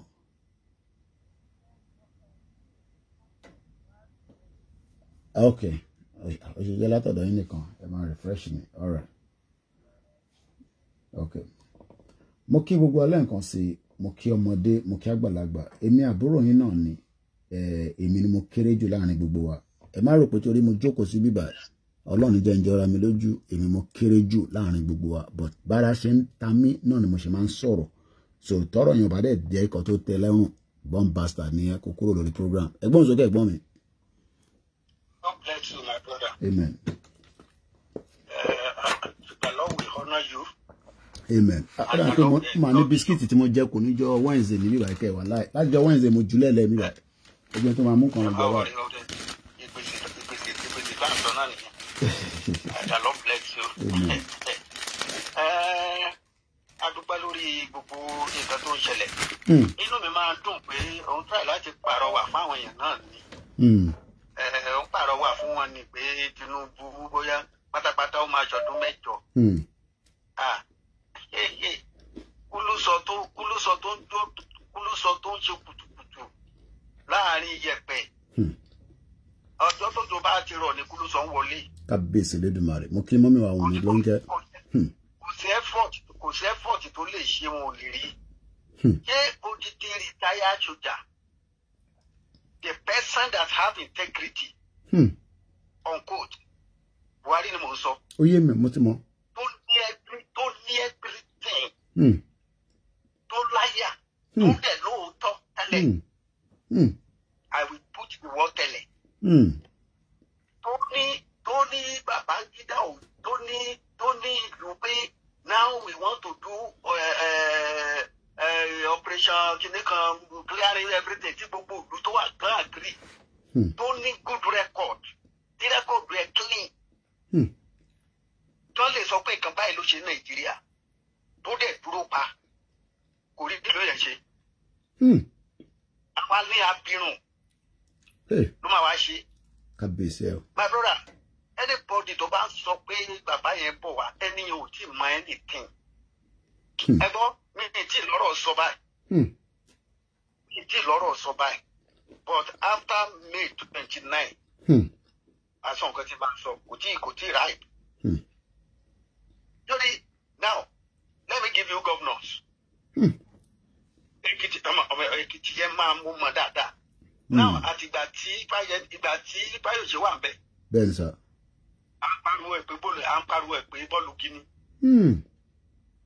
Ó ṣà ń ṣe gbogbo ẹ̀ pẹ̀lú tọ́gìrì pẹ̀lú gbogbo ẹ̀. Ó ṣà ń kówó jọ ó ṣe bíríìjì tí ò ní nǹkan kan. Ó gbéyàwó ẹ̀ ló supply kíní ọmọ ẹ̀ ló supply gbogbo. Ó kọ́rọ̀ yẹn lọ. Up till now, all governors tó ṣì lọ wọ́n gbowó. From every state tán wà tí ò ní wọ́n ń gbowó. Wọ́n sì ń gbowó wọn continuously. Now, Anífàyẹ̀mí náà ń wá kó lọ́pọlọ, ó lọ́pọlọ, òun ló ṣe ìdàkúdírà tí òun ló ní rédíò tó ṣe gbogbo ẹ̀. Ó lo 8 years. Instead, rather than kí nǹkan máa dára sí everything further. Now, deputy ẹ̀ dẹjọ́ òun ló wá wọlé nísìnyí. Okay, so deputy Fáyẹmí ló wọlé nísìnyí sá. Òun ló wọlé lẹ́kìtì. So ó máa cover tracks Fáyẹmí kò ní jẹ́ ká mọ̀. Ó dọ̀bálẹ̀ fún ó máa ju Fáyẹmí yẹn ó dọ̀bálẹ̀ fún Fáyẹmí. That is the governor tó wọlé ẹni governor tó wà ń bẹ̀ wá lọ kí ó dọ̀bálẹ̀ fún clearly. Ọjọ́ tí ìyẹn ṣò pé kò sí kankan tó fẹ́ ṣe. Ó máa cover everything ni. Máa cover Now tracks. Fáyọ̀ṣe wà ń bẹ̀ wọ́n pariwo pé ó kówó jẹ. Ǹjẹ́ Fáyẹmí sọ anything ní báyìí? Kò sọ anything. And they are not from the same political party, if I'm right. Yeah. They are not from the same political party. Onígbà tó kúrò ń bẹ̀, Fáyọ̀ṣe ní tó ń bá débẹ̀ òun máa probe. Ìjọ probe nothing. But I want to tell you, Oni, Fáyẹmí àti Fáyọ̀ṣe pẹ̀lú eléyìí tó wà ní Senate, they are friends. They are close mates. And they are still friends till today. Now, is it to go láti gbà tó tún wọlé náà? Kò tí sọ pé nǹkan báyìí ló ń fẹ́ ṣe. Ó sì ń ronú sí lọ́wọ́ ní nàdádì. Yes, ó ń ronú sí lọ́wọ́ náà. Now, ẹ wo tọ̀sún. Ìjọ ló ń dókìlì náà ní ti ìjọ ní everywhere. Àwọn ogun ilé tẹ̀ ń bá jó. Àníyàn tẹ̀ surprise me, Ọ̀ṣun state tó ṣẹ̀ wọlé tó ṣe party ní Lagos state kò make sense. It doesn't add up at all. Ó yẹ kó ṣe party yẹn ní Ọ̀ṣun state for that revenue for that one day alone, but could think like that. No. People don't reason like that. We share our people. Everyone's of me people who watching to come and do what? My brother, mo sọ nǹkan kan tẹ́lẹ̀ o. Tẹ́ bá rántí. Mo ní Tinubu bá wọlé, mo ní agbèrò ló máa gba gbogbo ìlú. Mo ní tí Àtíkù bá wọlé, mo ní Fúlàní àwa pọ̀ sí. Mo ní tí Òbí bá wọlé, ẹ má bínú pé mo kọ́ ti yan kú mi. Ṣé àwọn pé tí Tinubu bá wọlé, the amount of corruption tó máa wọ Nàìjíríà. Because ṣé mọ̀ pé mo sorry láti sọ àwọn tó fi jalè nísìn open door gidi ni. I am telling you. Because tá bá ń wo gbogbo lè tó jà lábẹ́ Buhari tó jẹ́ máa là tá rò pé bẹ́ẹ̀ ṣe sọ́tà rò pé ó ní integrity nígbà kan tí kò dẹ̀ tá dẹ̀ mọ̀ gbogbo tí Tinubu ti ṣe tẹ́lẹ̀ tí gbogbo à ń sọ pé ó gba bíbà ó gba now tó bá wọlé Nigeria is so big in the sense that ibo mélòó ló fi monitor. Ibo mélòó ló fi monitor. Kẹ́ni tó jẹ́ pé ìtọ́jú wa dementia owó ló ń gbé ní bó ṣe wà yìí. Now àwọn tó dẹ̀ ti pé kó wọbẹ̀ wọ́n fẹ́ kówó ni. Wọ́n fẹ́ kówó ni. Wọ́n fẹ́ kówó ni.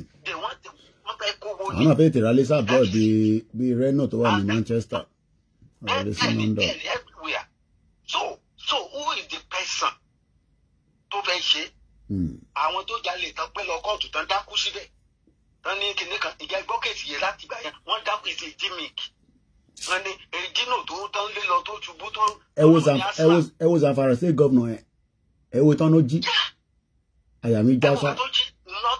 Okay, ẹ wo ti ní tán ní minister for kinní kan gbà kàmáyé tán ló jí owó yẹn jẹ́ kó kankan accountant general mọ̀bí tó kówó yẹn sí nísìn. Almost 100 and something billion l'accountant general máa kọ. Ìyàwó mi sọ̀rọ̀ nípa pension ní àná. Nígbà tá ẹ mọ̀ pé mo post video kan tí bàbá kan sunkún tó níbi ń pa àwọn. Ìyàwó mi wá ní bọ̀ ṣe bí owó àwọn pípù yẹn ìbáwọn lọ dáwọ́ pension yẹn inú ibi iṣẹ́ lọ ti ń yọ kí ló dé tó ọ̀rọ̀ owó kó fún ọmọ níkẹ́ni ẹ̀rán ti minor gate tó sá lọ sí Níjẹ̀ ìtọ́dá padà àgbọ̀ kéèsì yẹn mọ́ nísìn owó pension ó nà tán minor gate. Ẹ lè gbọ́ mọ́ because ọmọ ó lè gbé ó lè gbà ní Nàìjíríà ló ní ejò ti gbówó mì tí kéèsì yẹn òjò ọmọdé ní Nàìjíríà ní ọ̀bọ ti gbówó mì tí kéèsì yẹn you can imagine foolish things. Àwa ní abirùn yìí ló ń bọ̀ láti wá ṣèjọba ẹgbàgbé ẹ̀ but after on the 29th I'm going to come on with some things. Okay. But I want to tell you kò sí nǹkan tó lè stop à ń fọwọ́ mo sọ́ngbà kan bóyá orí láyìn àbí orí láyìn bóyá ti Lady K mo ní nǹkan tó bà mí lérò ní wípé 40 ọdún wa kó má dógójì ọdún ààyè ni kò ní rí bẹ́ẹ̀ ló kódà pé dára ni pé kò lórí bẹ́ẹ̀ lórúkọ Jésù mo ní nǹkan tí mò ń wò nìyẹn because ó pẹ́ ó yá ẹlẹ́dẹ̀ àdọ́yà ariwo ló máa bà ariwo ló máa bọ̀ má bàjẹ́ lọ God bless you my brother. Tó mo máa kí gbogbo ẹ̀yin èèyàn wa pé a jẹ́ kí Friday lọ tí a jáde torí ti bá ní látàárọ̀ I spend most of the time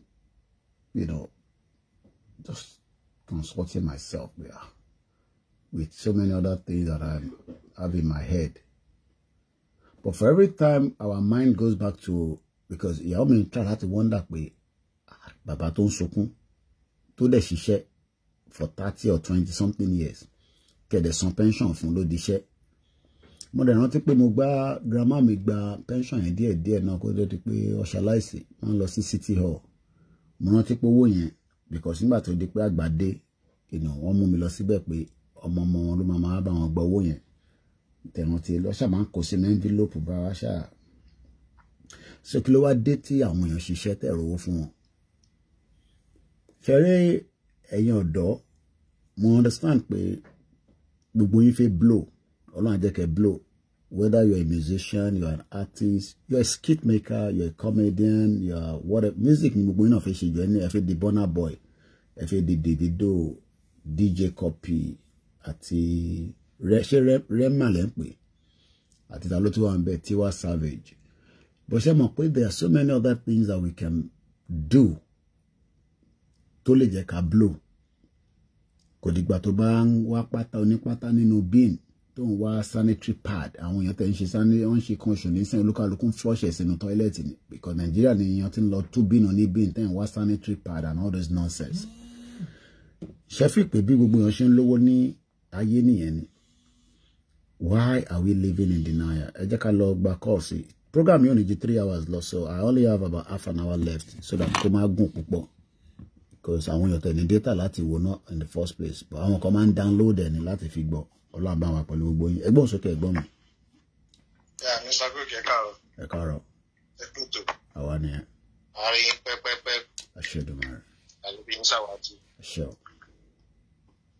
Ṣé rí àwa Yorùbá nǹkan tó ń ṣe wá ọmọ ojú ọ̀lọ́ra kò rí ọlá rí òun ní nǹkan tó ń dà wá láàmú ni. Tàbá ti ní change díẹ̀ kékeré báyìí. A máa ti ń sọ̀rọ̀ wa di nǹkan pàtàkì tí ò yẹ ká sọ̀rọ̀ wa di. Ṣé rí in tí àwa Yorùbá tá sọ pé a gbọ́n jù, a kàwé jù, ṣé wá rí bí táwa padà bára wá sí? Ṣé rí àwọn Ìgbò àti Haúsá, wọ́n ti rí ìwà wa wípé àwọn pípù yìí, ìwé ìtàn ṣe ń ṣe, wọ́n ń ṣòpá àwọn làwọn wise. So wọ́n wá step back. Ìgbò sún sẹ́yìn fún wa. Haúsá sún sẹ́yìn. Wọ́n wá ń wo ìwà wa. Wọ́n ń wo bí tí wọ́n ń wo wiki point wa bí tá a wiki sí.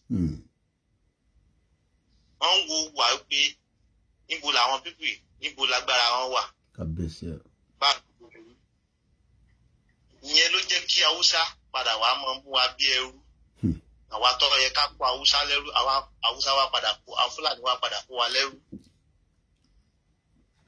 Ẹ wo Ìgbò. Tí Ìgbò bá ní 100 million. Ẹ má bínú ẹ̀gbọ́n mi. Ẹ ń play devil advocate níbẹ̀ yẹn. Nǹkan pè ní devil advocate ni pé ọ̀rọ̀ tó sọ yẹn mo fẹ́ switch nǹkan kan kó kàn fi sink brain wa. Táwọn kan bá wá sọ nísìn pé àwa náà máa mú wọn lẹ́rú nísìn, Tinubu ti débẹ̀ nísìn, kí lẹ máa sọ sí? Pé tí àwọn kan bá sọ pé Tinubu náà ti dé, ẹ̀rọ pẹ́yìn sọ nísìn pé ọmọ wa lẹ́rú. Now wọ́n ní game tí Tinubu náà bá wọn gbá lọ nìyẹn pé òun náà máa wá mú wọn lẹ́rú nísìn tí ó bá ti wọlé ní 29 because ó dìdí 29 kí agbára yẹn tó dọ́wọ́ ẹ̀ pátápátá. Buhari ló sì wà ń bẹ̀ ní say anything can happen but whatever is going to happen tó bá máa fọ́ Nàìjíríà lèmi fẹ́ crisis tó máa tètè break in Nàìjíríà.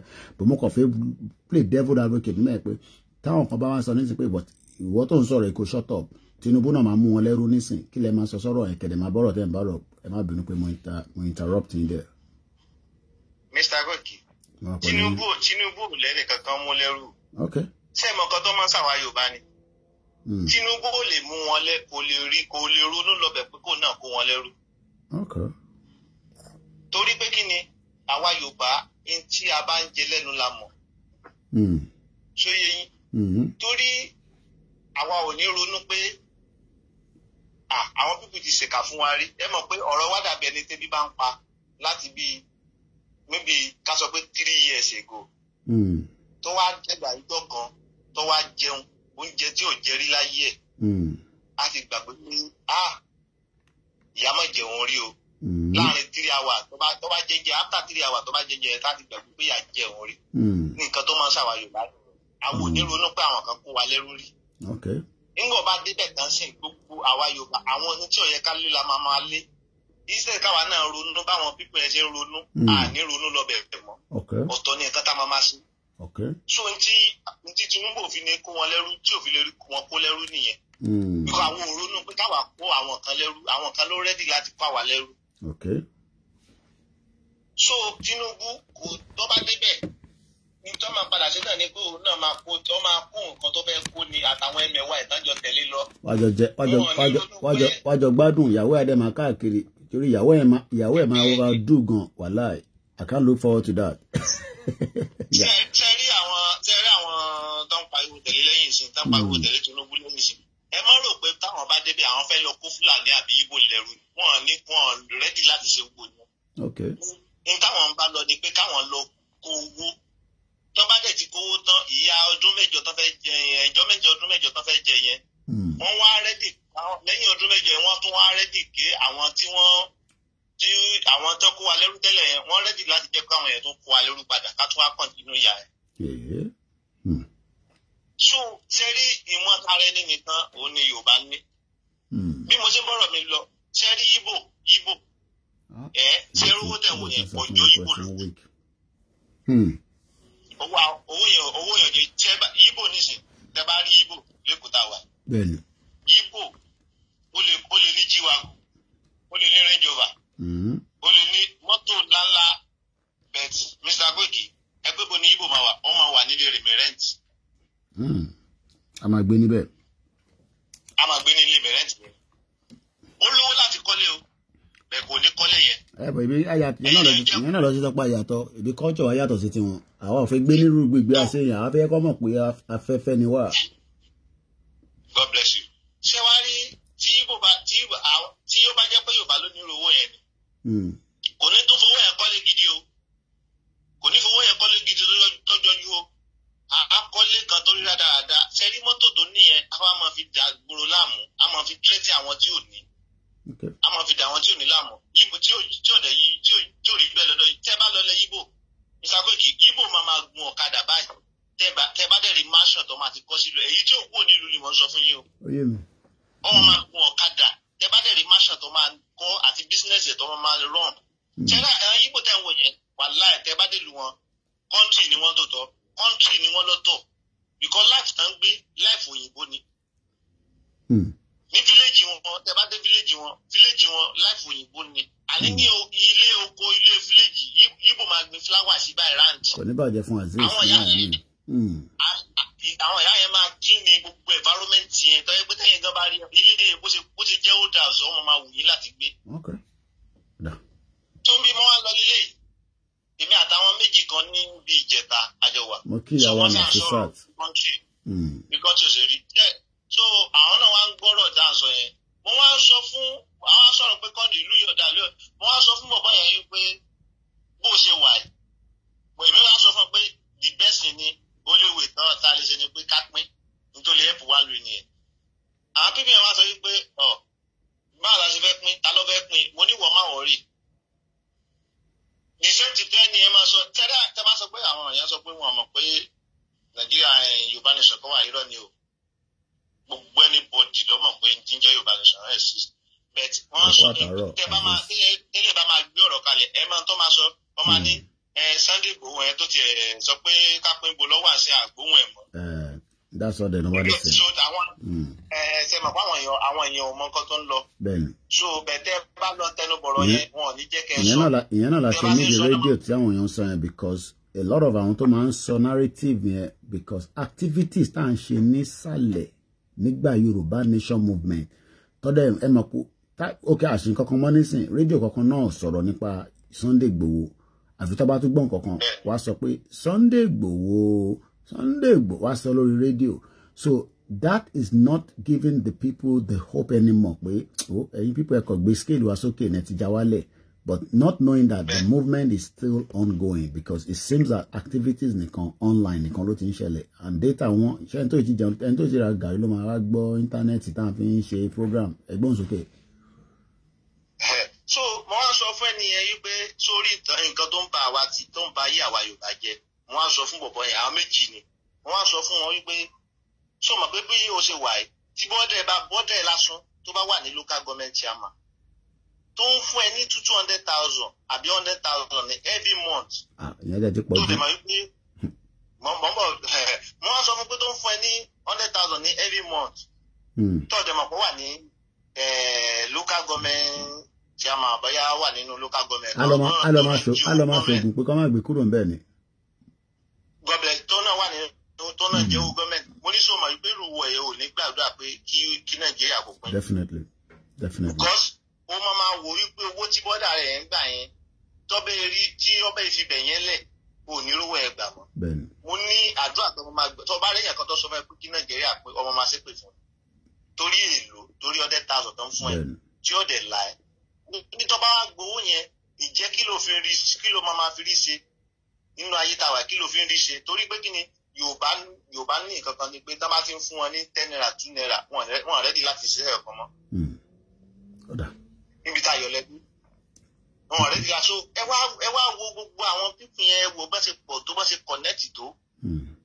tó yẹ pé omi nu wọn ní alọ́lọ́pàá fún iṣẹ́ ní police station a ní ètò ìṣe sójà a ní ètò ìṣiṣẹ́ ní local government àti ṣe wá rí àwọn pípín yẹn tán wá ní àwọn èèyàn ẹlẹ́gbẹ̀ẹ́ tán ní politician ẹ wá ṣe bí pé ẹgbẹ́ àwọn tájọ́ ń ṣe Yorùbá nation kìnnìkan ẹ rò pé gbogbo wọn láwọn tó wà lókè tán wà ní politics wọn wà bẹ́ẹ̀ láwọn tó wà ń bẹ̀ òun míì kàn wá láti wá máa sọ̀rọ̀ ní kò ń ṣe tinútinú ẹ̀ ló fi wá ń sọ torí mọ̀ pé torí ọba dágbá Ọlọ́run yẹn ìyìn tó náà jẹ́ ti tán. bẹ́ẹ̀ni ọ̀dà torí àsìkò ní ṣe gan nínú ìjọba. Ọlọ́run ṣàánú wa. Àmín mo kí gbogbo ẹ̀yin tí anigba come so that Male wind down. It's already late here, not late. Àwọn tó wà ní club máa ń ṣe fàájì lọ ní tiwọn ní Nàìjíríà náà. Àmì ìbáṣe ń sọ pé Nàìjíríà ọ̀dà àwọn ọmọ tèmi wà lọ́dọ̀ àwọn Zazu nísìn tó ń jó Zazu lọ́wọ́ tó ń jù di bẹ̀bẹ̀rẹ̀ tó ń jù di bòbòrò. But at the end of the day, that is life. Mo kí mọ́mí wa Nafisat Tiwa Lashe mo kí yín. Yoruba politicians are weak bàjẹ́. Ben, àwọn náà fẹ́ kú. Kò sẹ́ni tó fẹ́ kú. La court mo kí yín. Let me say this before we start winding down. Mo fẹ́ sáré ka article because mo fẹ́ kó wọnú conversation tálẹ̀. Then I'll do it properly in a proper broadcast. This article was 1 month ago. The British monarch ties to slavery are writ large in the historical archives. Put together by Brooke Newman. I did share this on our timeline, so I hope that most of you, when we share things, you click on it. You you can go, okay, article headline. I think a lot of people bypass articles. Only we continue to order lórí Amazon. To ba today, I'm a program none. If we don't know, taba mobita timbo. Báwo la ṣe mobita fi lọ. Ẹ̀gbọ́n the last caller wa yẹn. Mo dúpẹ́ lọ́wọ́ gbogbo tẹ́ pé tẹ́ bá wa dá sí, and everyone that have stood, all the way through. It's almost 3 hours now. Especially my family that have literally inconvenient day and night. Like I always say, we have a life before Yoruba nation, but we are satisfied with what we are doing, and there's no doubt about that in my mind. As a historian, I'm reading this article now from my laptop behind the phones. I see how the voices of enslaved people have been excluded from history. Now we must listen and respond to their descendants. I can't be doing a lot of things because I'm share English dictionary. I can't do that tonight. But everybody knows the meaning of descendants. Everybody knows the meaning of history. Everybody knows the meaning of voice. I am taking my voice. Láti share pẹ̀lẹ́yìn tí ẹ ti gbọ́ tẹ́lẹ̀ àtẹni tó ti gbọ́. We don't disagree with people that still love Nigeria. But we are looking at that projection of being in this system where, you want to come and enforce Peter Obi on us. Why? Why must you force Peter? The same thing you would then say, you want to force Tinubu on us. The same thing the North will say, you want to force Atiku on us. You can now say that we are all different. I'm just speaking English so that we can, the last 20 minutes, carry the rest of the people along. So you can see why there is a lot of problems in Nigeria. Because the Yoruba people say, we will bring Tinubu in. He has done enough in the country. He has brought Buhari in. Forget about Peter Obi. Peter Obi was part of Atiku in 2019. Who the hell is he? Atiku said, no, I have been contesting. Atiku has been contesting since 1993. How many of you knows that? This article has been around for too long. I'm not worried about their age because Joe Biden is very old as well. He's still running the show in America. So it's not about the age, but it's about their hidden agenda. Because Atiku was there as a vice president. He was a boss. He was a bastard, bomb bastard. He stole as much money that Obasanjo was wondering, under my belt. So there's always something that they are playing behind the scene that we don't know. And that happens around the world as well. Every country is just interested in Nigeria because of trade, but they don't want you to know the history. This is all about the article. I remind you again the headline. The British monarch, and when they say monarch, the real monarch now is the King Charles. God bless the king. Well, you can say something else. I live here, so I have to be very careful, with what I say around him. But under my stomach, I know what I'm saying. The British monarch ties okun to so, okun to law, to slavery. Muki Aziz,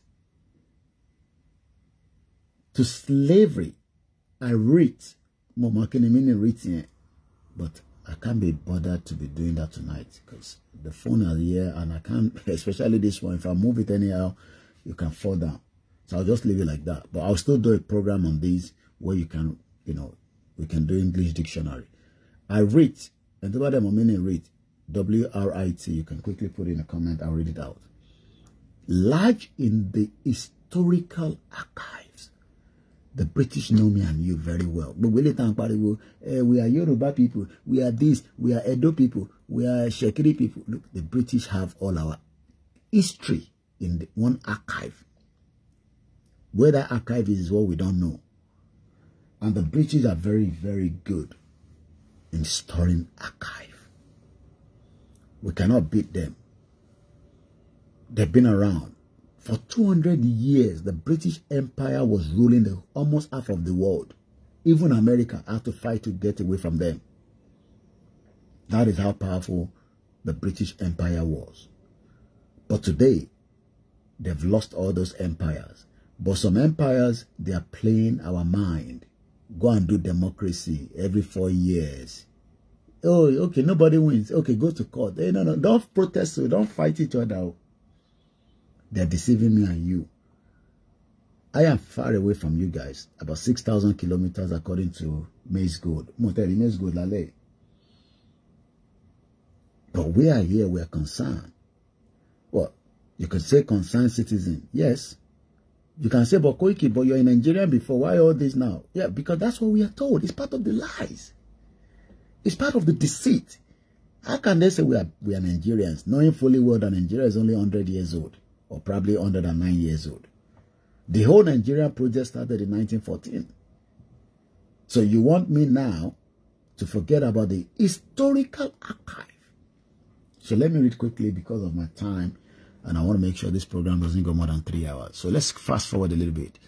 As a historian, I see how the voices of KOIKIMEDIA, the voices of Professor Banji Akintoye, the voices of Nnamdi Kanu, the voices of Simon Ekpa, the Prime Minister of the Government of Exile of Biafra, the voices of the Yoruba One Voice, the voices of the Idara, the voices of Omoluka, Babaikiti, Al-Maruf, and those that are still Yoruba mass burial. Not all these Jagbajantis that have just come from Shoya Koribe, Ijile, and the rest that have just disrupt the whole movement.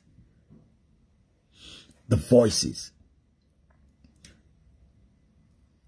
of enslaved people. We are enslaved. Eru ni bubuwa. Eru kon di grade in this thing. I was listening to a lady from Kenya.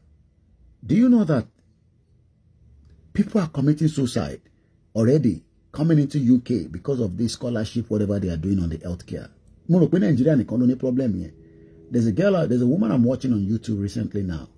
One person commits suicide, died. The other person commits suicide, is surviving. That's another conversation that we'll talk about later. Because they are selling all their property in Kenya, thinking coming to UK. They go to UK, they're not giving them enough jobs. One, just to brief you hint, I'm sure some of you are in Tabawa and healthcare following that woman. Can you come Moyo or something? She's a Kenya or something, One drove a vehicle collided with another vehicle in the process of the job that he's doing here as a health worker. They realized that he didn't have a driver license. Like I said, 24 years in UK, prepare for a lot of my documentaries. When you come to this country, it's a different ballgame. But they have our history. Voice of the enslaved people. We are the enslaved people. Our ni Omweru. Our forefathers were brought to the country here. But today, we are trying to go back to the reality. Some of you are still saying, let's save Nigeria. Save Nigeria in your bottom of your ass. Bomb bastard. Let's go further. Enslaved people have been excluded from history. Now we must listen and respond to their descendants. The British have to listen to us. The G7 must listen to us. If not, if they don't listen to us, Kasala go bust one day. Let's go further now. And there's a picture behind there. I'm just trying. I mean, nobody can see anything tonight. There's a guy called Tony Agbetu. Do you know what Tony Agbetu did in 2007? He went into where Queen was sitting after his protest over the monarch linked to slavery. Òun fi ó risk life ẹ̀ níbi tí Queen Elizabeth jókòó sí ní 2007 ní Westminster Abbey tó ti ṣe coronation king. He went inside and shout on them about their link to slavery. People take the picture. I posted this. Some of you never opened it because it's not BBD, it's not boobs. This is what you should have read so that you will know what we are talking about. But you can't read it. You can't read it. You are listening. You are busy watching that girl cooking 24/7. How does that impact your life? No, come and tell me. The girl is endorsed. She's got money now. She's well recognized. But you are there. You can't even get 1,000 naira to buy MTN. Now she's the only one enjoying the fame. So you think you want me to be the only one enjoying the fame when we should have everybody enjoying the fame? Am I the only one enjoying this country? No. That is what we are talking about. Don't you know that our answer on this thing, you know, I just said I need support. People will say, Koiki, even if you need £3,000, we save money, we give it to you. Does it have to be me alone? Are you not thinking about yourself? Or you want us to be giving you 1,000, 3,000, 4,000 when we can have a system that works and give everybody support? Let's go further. On the 27th of March, 2007, nearly 450 years after Elizabeth, I sponsor John Hawkins' slaving expedition to West Africa, which is our own side. Not East Africa, West Africa. We are in West Africa, okay? Elizabeth too attended a service in Westminster Abbey to commemorate the bicentenary of Britain's abolition of the slave trade. Rowan Williams, the Archbishop of Canterbury, delivered a sermon focused on the slavery's idiotically persistent legacy. We, who are the heirs, H-E-I-R-S, of the slave-owning and the slave-trading nations of the past, have to face the fact that our historical prosperity was built in a large part on this atrocity, he said. They built UK on the slave trade. You are there. You are pointing finger. You abuse Igbo. You abuse Abakete. You abuse Nnamdi Kanu, Simon Ekpa. You abuse all those who they fight for freedom in Nigeria. But Britain was built on our own sweat. Let's go further. Moment later, a black protester. This phone is going to die now. And I'm charging it now. So this phone is not very good. Like me about local my charge. Anyway, I'm gonna rush it now. Tobacco and you might have to switch to the other platform to complete the program. I'm talking about Koiki Odudua because audience of my phone here could charge. It doesn't like charge when I'm using it. And I'm almost done anyway. How many minutes? Loco. But I should just leave this. Again, if you talk just about 3 hours. I'm going to do a full program on the British. Just let me quickly read this. So a moment later, a black protester among Nigeria dashed in front of the altar, disrupting the service with the shout of, "This is an insult to us, a face impassive." Queen Elizabeth watched a security guard struggle with the protester. His name is Tony Agbetu, A-G-B-E-T-U. Go and look at him on Google. He's the founder of the Pan-African Human Rights Organization, legally, as he was forcibly ejected. Agbetu pointed on Nowosi Queen at the Queen and yelled, You, the Queen, should be ashamed. You should say sorry in keeping with our own protocol and that of our namesake Elizabeth I, whose motto was video at the Thaxio, I see and keep silent. Queen Elizabeth said nothing. Somebody in 2007, I never even started Yoruba Nation. He was bold enough. He did not care whether he will be, incriminated for what he has done. He did not care. He went and pointed to the Queen, and said, you should be ashamed. Let me read that again. Toyin Agbetu, as he was forcibly, but if he forced a jade, this happened in 2007 in this country. He pointed to the Queen and yelled, you should be ashamed. You should say sorry. But today, continue to be abusing us. We will not stop doing what we are doing. One thing is, a lot of you will never make it in Nigeria. It's not a cause. Have a very good night. My name is Olami Koiki. Enjoy the rest of the evening. Me, I can still be here on my phone. As we know, I put a little Twitter at the Facebook comment section. Checking out now. Yoruba Nation is for life. Yoruba Nation will die inside it. But before we die, you politician, we keep telling you, dialogue with us. Sit down on the round table. We don't need to kill each other. All hail Biafra. All hail those that want freedom. Albazonia. Buki Bogoma Yoruba. Oran Yolamason. Muki Atobimi Lomodada. Bugo Entokuna, Yawa Elizabeth Adesanya. And the quiet listeners, especially those of you, you cannot do without KOIKIMEDIA. It is Salosoda on Janwiri. But we will never joke with it because a mock authentically me ma so. I haven't got time for that nonsense. Aziz, Muki Bogwele Konsi, all grandma, Muki Dadewa, Oyelowo Richard, and all our princess. Mori Princess Mikoni Bibai. I'm not going to mention her name.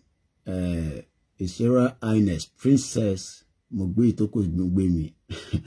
Muki Bogwa Olori Oba o. Eba sọ fún Kábíyèsí pé àwọn ọmọ Yorùbá Nation adákẹ́ o, adúró tántán, apá wọn bá wa lé, ọ̀tẹ̀nìkàyé bá wọn bá mọ́, làṣẹ bú wọn mọ́. Mo kí gbogbo ilé nǹkan sí, mo kí gbogbo lórí o, tó ń bẹ ní Palace of Bar. Odò àgbéwà kò ní gbé ọ̀dàlẹ̀. Bó bá jẹ́ mi náà lọ̀dàlẹ̀, gbogbo tó jẹ́ ọ̀dàlẹ̀ bá ń rí ni kó máa rí. Oran ẹ̀ la máa sùn. Ire o. Bye for now.